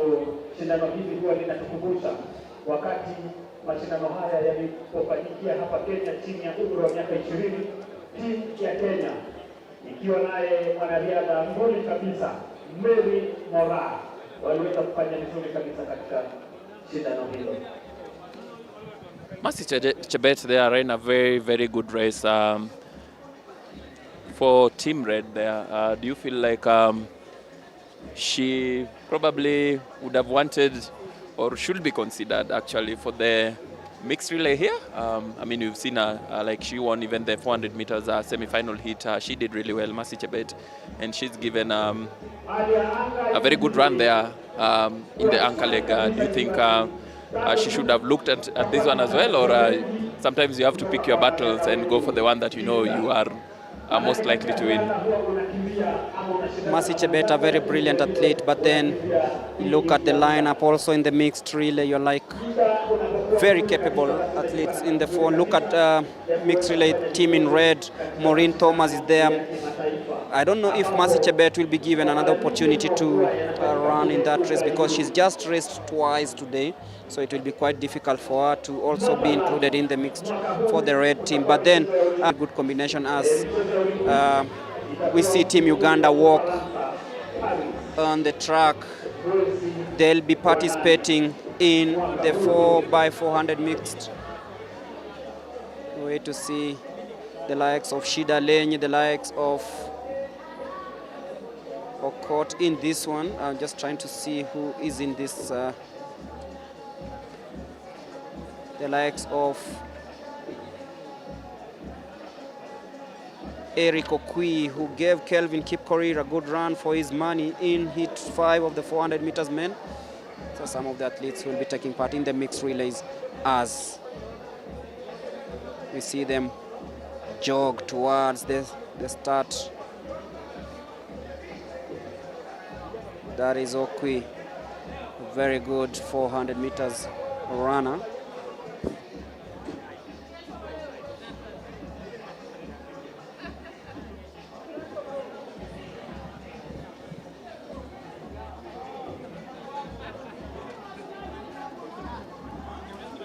All set?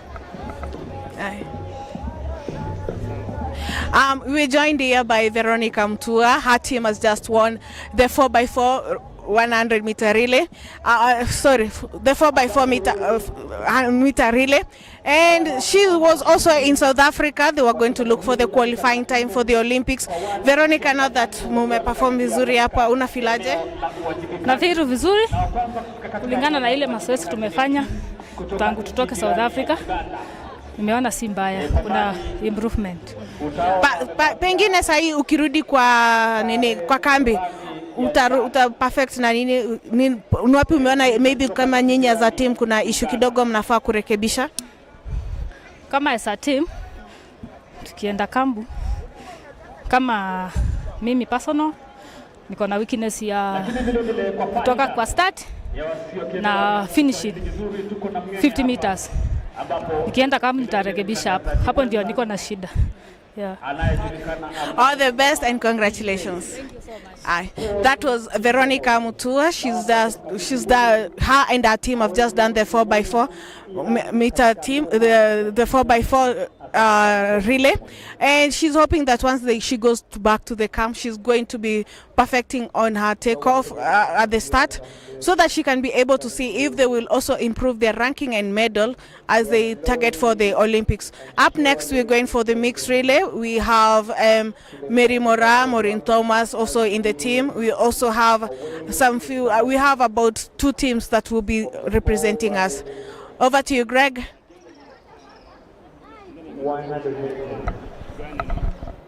Thank you, Charity. As we await for the 4x400 meters mixed relay, you can see Mary Mora in the luminous green.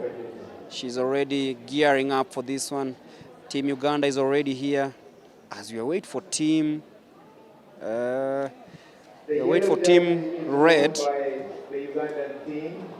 but right now so many runners. They are currently holding the world record. Those are the athletes from Uganda. World record currently stands at. Of course, we await to see if Team Red will be represented in this one. That is Shida Lenyi of Uganda warming up. World record is held by the same person as the game. 26 minutes, 11 seconds. 26 minutes, 11 seconds.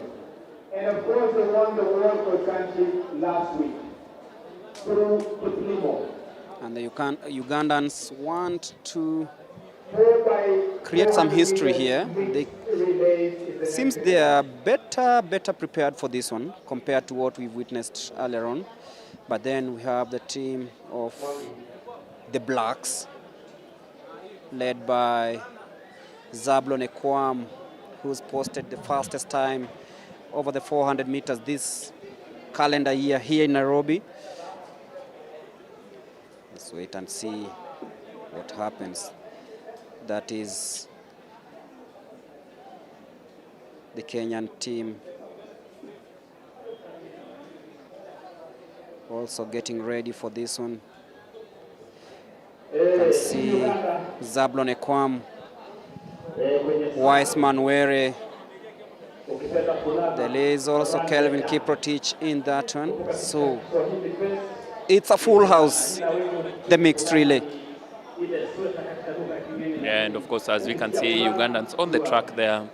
I think Ugandans have caught up with us to an extent in the longer distance races, the likes of Kiplimo, the likes of Cheptegei, and looks like they also want to pretty much catch up with us in the shorter form, of course, especially the 4x400 meters, and you can see they have a team here today for the mixed relay. It's just a case of let's wait and see what they can do here. We expected South Sudan actually to do so well in the previous race, but they didn't do so good. But let's see what Ugandans have here. I don't know, Mulemi, if you follow them, if you have any sort of opinion on them, or it's a case of wait and see. Ugandans are good in sprints. We've seen the likes of Okot over the 100 meters. Shida Lenyi, also another very good short distance runner. And of course, we've seen Eric Okwitek making sure that Kelvin Kipkorir sweats before earning that top spot in the 400 meters. That was in semi-final number 5. So it is a field of talented Ugandans. They're not just pushovers. They know what's at stake and they know what exactly needs to be done at what point. You'll see a difference, that I can promise you. But this one is another ball game. The best of the best, from the ladies to the men.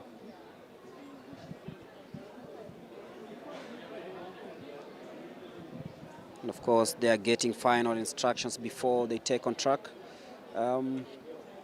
Wiseman Were will be leading Team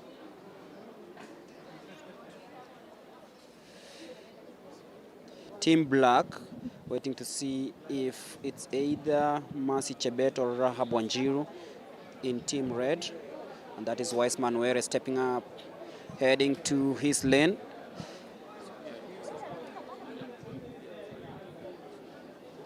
So that is Wiseman Were. He'll be running from lane number 4. That's Okwi in lane number 3, representing Uganda.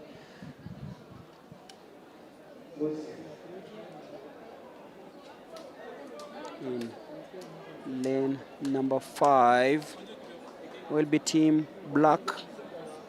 Will be Team Red. Suppose that is Kelvin Kipkorir, and this is the Ugandan, making sure that the blocks are well set to avoid any hiccups in this 4x400 mixed relay. So it will be a battle between lane number 3, the Ugandans, Wiseman Were in lane number 4, and of course in lane number 5, the team in red. So Team Red in lane number 5, Team Black in lane number 4, and Team Uganda in lane number 3.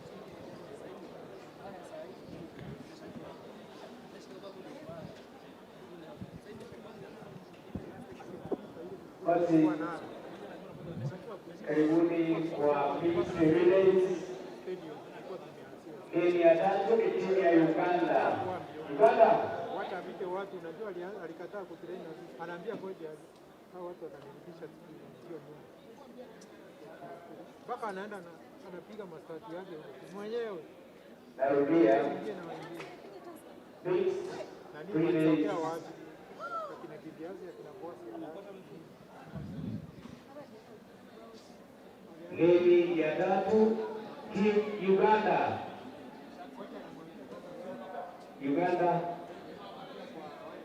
Lane ya 4 Kenya A.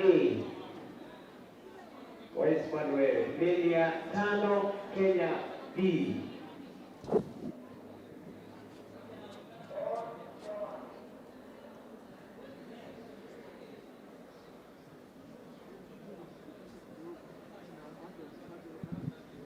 Mixed 4x4.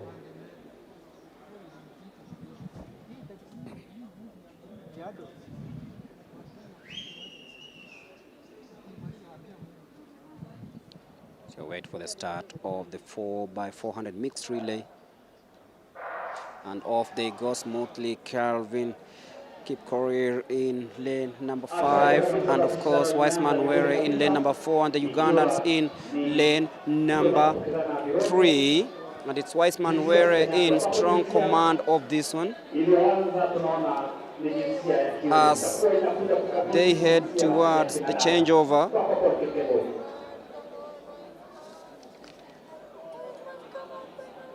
And that is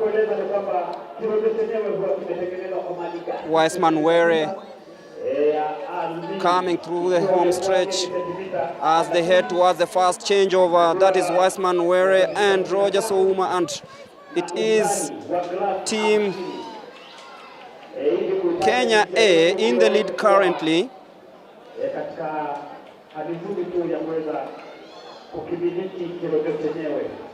Haya, jinsi ya pili inakabidhiwa kihojo na kuondoka kwa uzuri kabisa, ambapo sasa wanasalia na mita 200 pekee yake ndio itakuja kutamatisha shindano hili, ambapo kundi hili itakuwa linakuja kulikabidhi kundi la 3. Second leg ndio lugha iliyokuwa ikitumika pale kitambo. And they come nicely towards the last 150, and it's a close battle. The Ugandans fighting. It's 2 ladies against 1 man, but the man decides, let me take this away. But then watch out for the Ugandans currently in second place.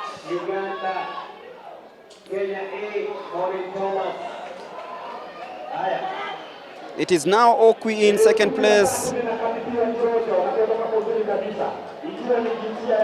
And that is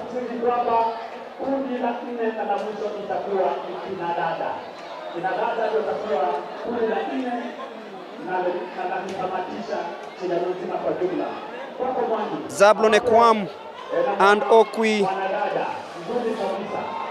Zablonek still in the lead.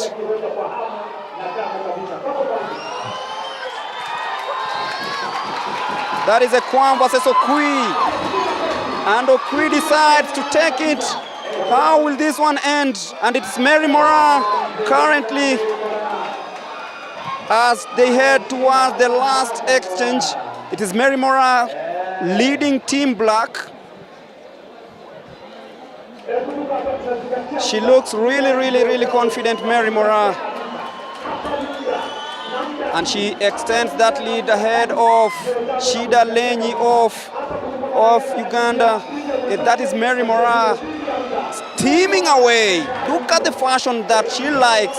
Look at the style that she likes. That is Mary Mora, just as she did in Accra, Ghana, just as she did in the 800 meters in Budapest. That is Mary Mora for you. That is Mary Mora for you, steaming away to take the 4x400 meters title, leading Team Black towards claiming this one. What will be the time? 3 minutes, 14 seconds.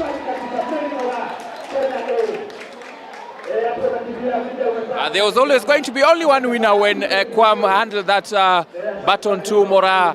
Of course, Kwam and Okwi in that third changeover. Just separated really by the handover of the baton. But Mora, of course, the moment she received that baton, there was only going to be one winner, and she established her lead, which grew as the race wore on. And she wins this race for the team, her Team Black, which had Zablon Ekwam, Wiseman Were, and Gladys Jepkemoi there. And of course, also we have to give it to the Ugandans. They put in a very good fight here, especially Okwi. He looked like Uganda looked like. They wanted to give Kenya a run for their money here, and Okwi handed over the baton really to his compatriot from Uganda, and it's only the class of Mora that came through for Team Black as they win the 4x400 meters mixed relay for Kenya's Team A. Of course, a very brilliant race from Team Black that had Gladys Jepkemoi, Wiseman Were, Mary Mora, and Zablon Ekwam claiming top spot in the 4x400 meter mixed relay as we await for the other race, the 4x100 meters relays, both men and women. This will be enticing, this will be fast, this will be fascinating, and of course this will be very interesting. Wherever you are, keep it here, because we are bringing you the best of best in the relays, and that is coming courtesy of the trials for the World Athletics Relays to be held on 4th and 5th of May in Bahamas. So it's the 4x100 meters women first before ushering in the 4x100 meters men.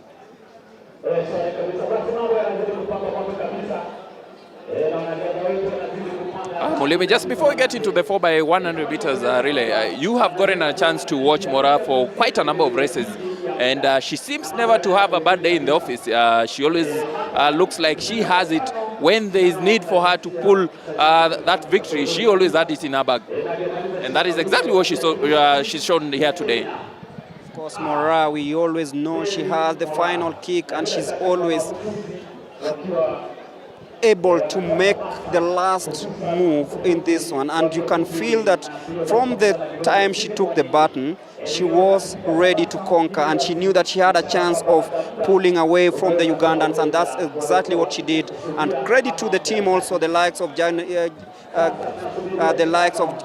Jepkemoi, the likes of Wiseman Were, who started it all, and you can see they are in jubilation because they know that they had what it takes to claim gold in the Bahamas. That is Zablon Ekwam, a very fast 400 meters runner who runs for Kenya Defense Forces. Very cool indeed, and of course just shows you the quality that you have in the 400 meters. I'm trying to see if we can get an interview with Mary Mora, Zablon Ekwam and Wiseman Were, the team that has shown today that they are capable of pulling strings and making it to the World Athletics Trials, and of course maybe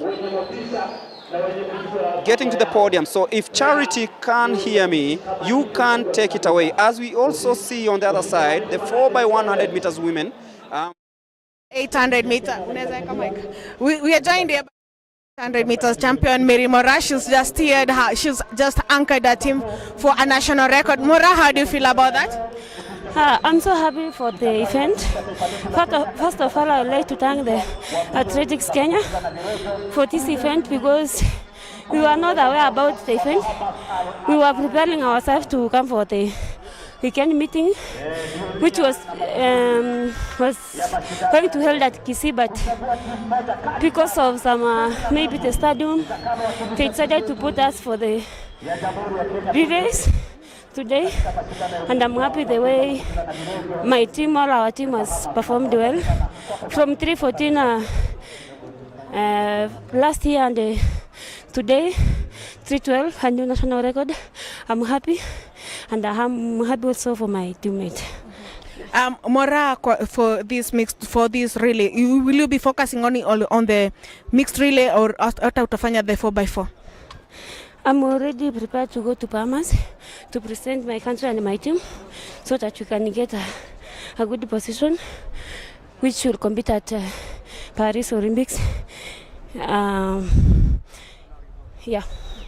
Mora, speaking of Paris, Kipkeino Classic is fast approaching. Target time yako in the 800 meters? I'm targeting in Kipkeino Classic to learn under 157. That's my big target. Yeah. Thank you so much. That was Mary Mora. We now move on to the next heat of the mixed relay.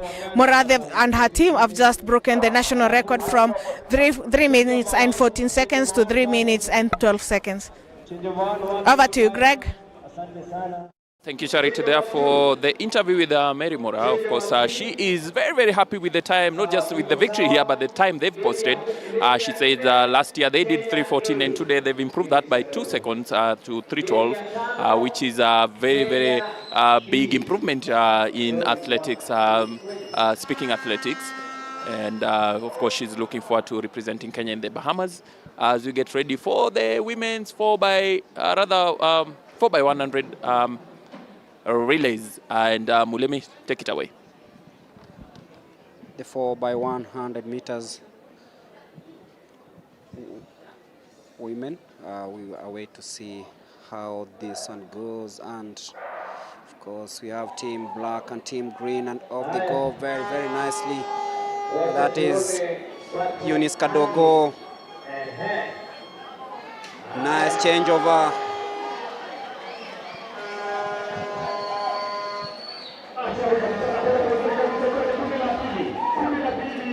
Heading to the third one, and that is very, very nice. Heading.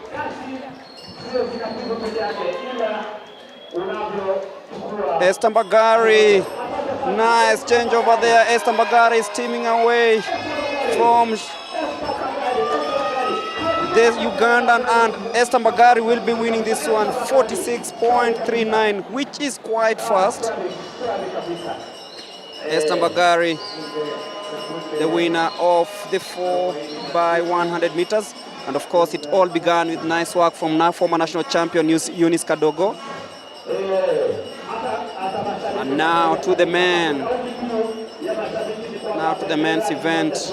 And that is Esther Mbagari for you.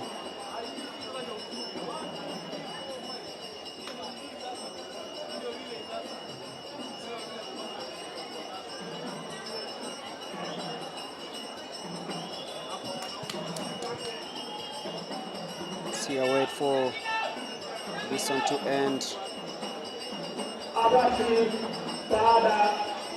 Ya kufikia kamati ya mbio za mita 100 kwa wale kupokezana viroja kina dada, nimetoa nafasi wa shindano linalofuatia ambalo ni la wanaume. We're waiting to see the lineups for this one. You can see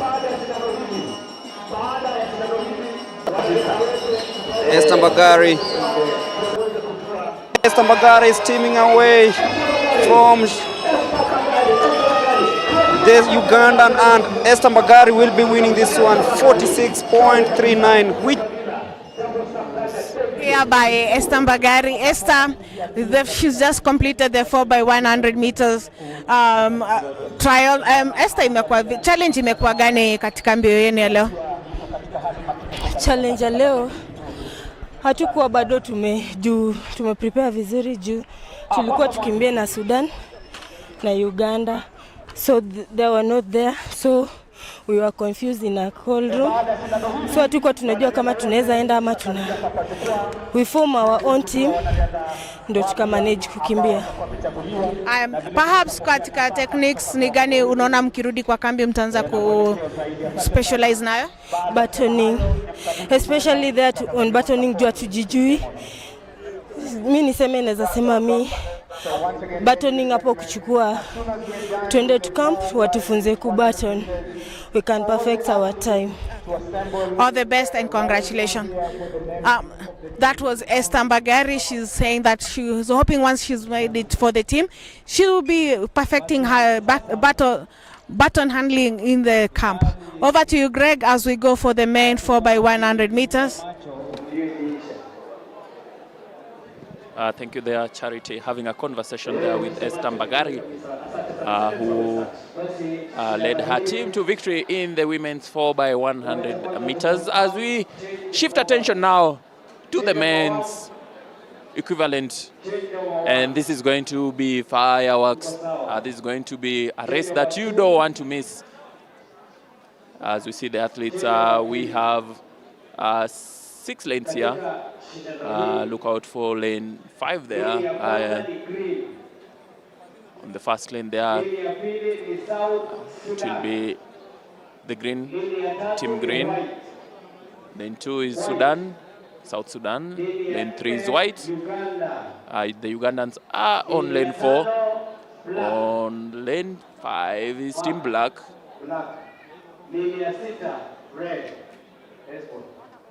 And then on the 6th lane is the red team, which will be led here by Hesben Ocheng, if I'm not wrong. The men's 4x100 meters relay.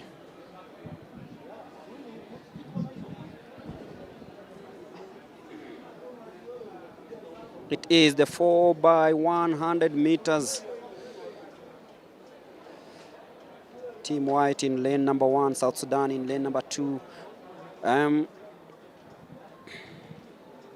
It's Team Green in lane number 1, Team White in lane number 3, Uganda in lane number 4, Black team in lane number 5, and of course Team Red will be running in lane number 6, led by Hesbon Ochieng, fresh from the African Games.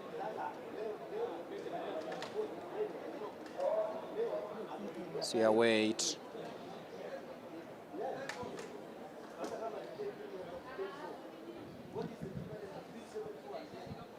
The start of this race, which should be the last of the day, as the judges ensure that everything is in order.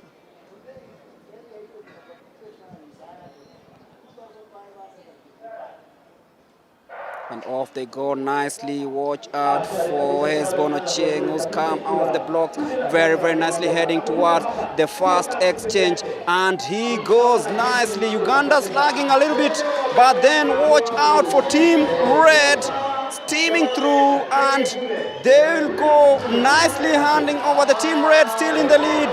Let's see what happens here. It's Team Red in the lead currently. Team Uganda struggling a little bit, but then watch out for Ferdinand Omanyala representing Team Black. It is Team Black versus Team Red, but it's Ferdinand Omanyala who will be helping Team Black to victory, 38.99. It was all Team Black, so it looked until the third changeover, until of course Ferdinand Omanyala got that button and he took it away. Very good competition also there from the Ugandans to finish third, but Hesbon Ochieng gave Team Red a very brilliant start there, and they held that lead up until the last changeover when Ferdinand Omanyala took the button and he sprinted to the finish line to win here for Team Red, and of course he threw the button away, having delivered victory here. There was only going to be one winner there once Omanyala got that button, but you have to give it credit, to a lot of credit actually, to Team Red for holding against their own up until the last around 50 meters of that race. And that brings to the end. The trials for the World Relays to happen next month, of course, the 4th and 5th of May in Nassau, St. Thomas Stadium in Bahamas. The 4th time the relays are going to the Caribbean, and of course it's been a very, very beautiful day of athletics here in Nairobi. Started with showers in the morning. And he goes nicely. Uganda's flagging a little bit, but then watch out for Team Red steaming through, and they will go nicely handing over the Team Red, still in the lead. Let's see what happens here. It's Team Red in the lead currently. Team Uganda struggling a little bit, but then watch out for Ferdinand Omanyala representing Team Black. It is Team Black versus Team Red, but it's Ferdinand Omanyala who will be helping Team Black to victory, 38.99. Then from us, it's bye-bye. It was all Team Black, so it looked until the third changeover, until of course the holidays. Enjoy your weekend. Very, very nicely heading towards the first exchange, and he goes nicely. Uganda's lagging a little bit, but then watch out for Team Red steaming through, and they will go nicely handing over the Team Red, still in the lead. Let's see what happens here. It's Team Red in the lead currently. Team Uganda struggling a little bit, but then watch out for Ferdinand Omanyala representing Team Black. It is Team Black versus Team Red, but it's Ferdinand Omanyala who will be helping Team Black to victory, 38.99. It was all Team Black, so it looked until the third changeover. We are waiting to see how this one goes, and of course we have Team Black and Team Green, and off they go very, very nicely. That is Eunice Kadogo. Nice changeover.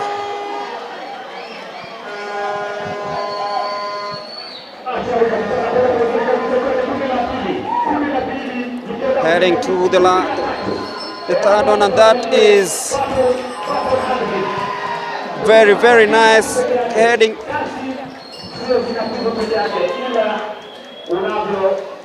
Esther Mbagari, nice change over there. Esther Mbagari is teaming away from the Ugandan, and Esther Mbagari will be winning this one, 46.3.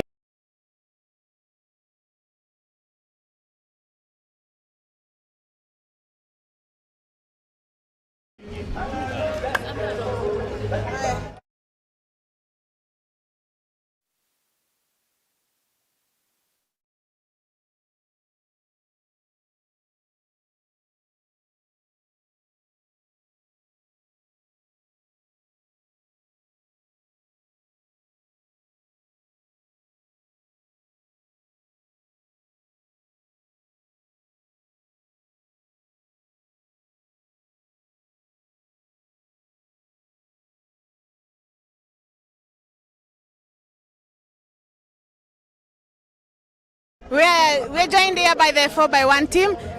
Fadi, race imekuwa vipi, and then there is a baton throwing. Baton ilitoka tu kwa mkono, sikutupa. It was a good race, bearing the fact that we did not have a time to practice and get to know each other better in terms of exchange zones.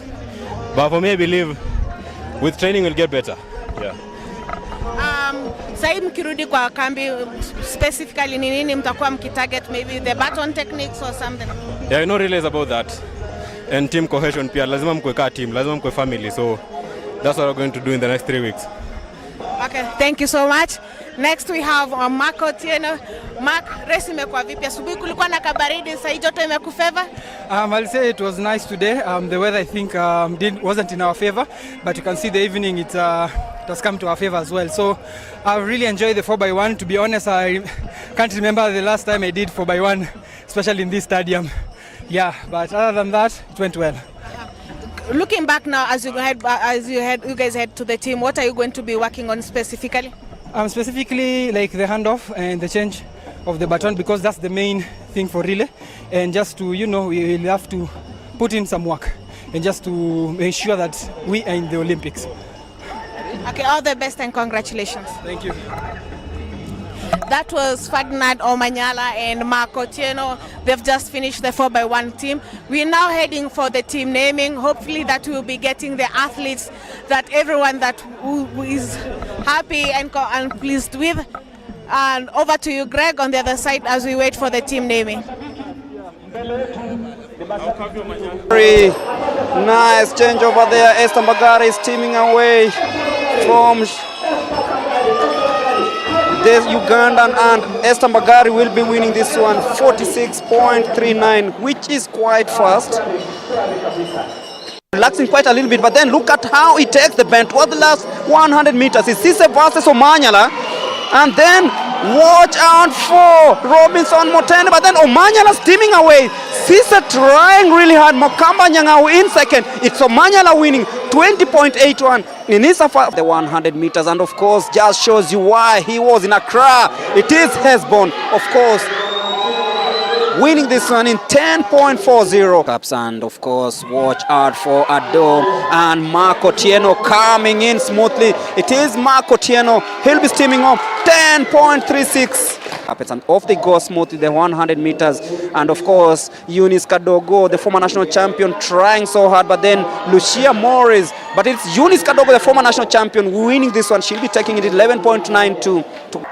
And off they go smoothly, and caught off the block smoothly, but then watch out for Meshak Babu coming in really strongly. It is Babu winning this one. Wow, that is Kivyasi for you. It is Kivyasi versus Waweru, but watch out for Kivyasi and Waweru. It is Waweru steaming in 21.02. This Mbagari Ogendi, and off they go, and just as she likes it, Esther Mbagari gets off the block really nicely, steaming away from the rest. This will be easy for her, but we'll be looking at the time, 11.76. There you go, 5 athletes in this one. Final of the 400 meters, and it is Okwi versus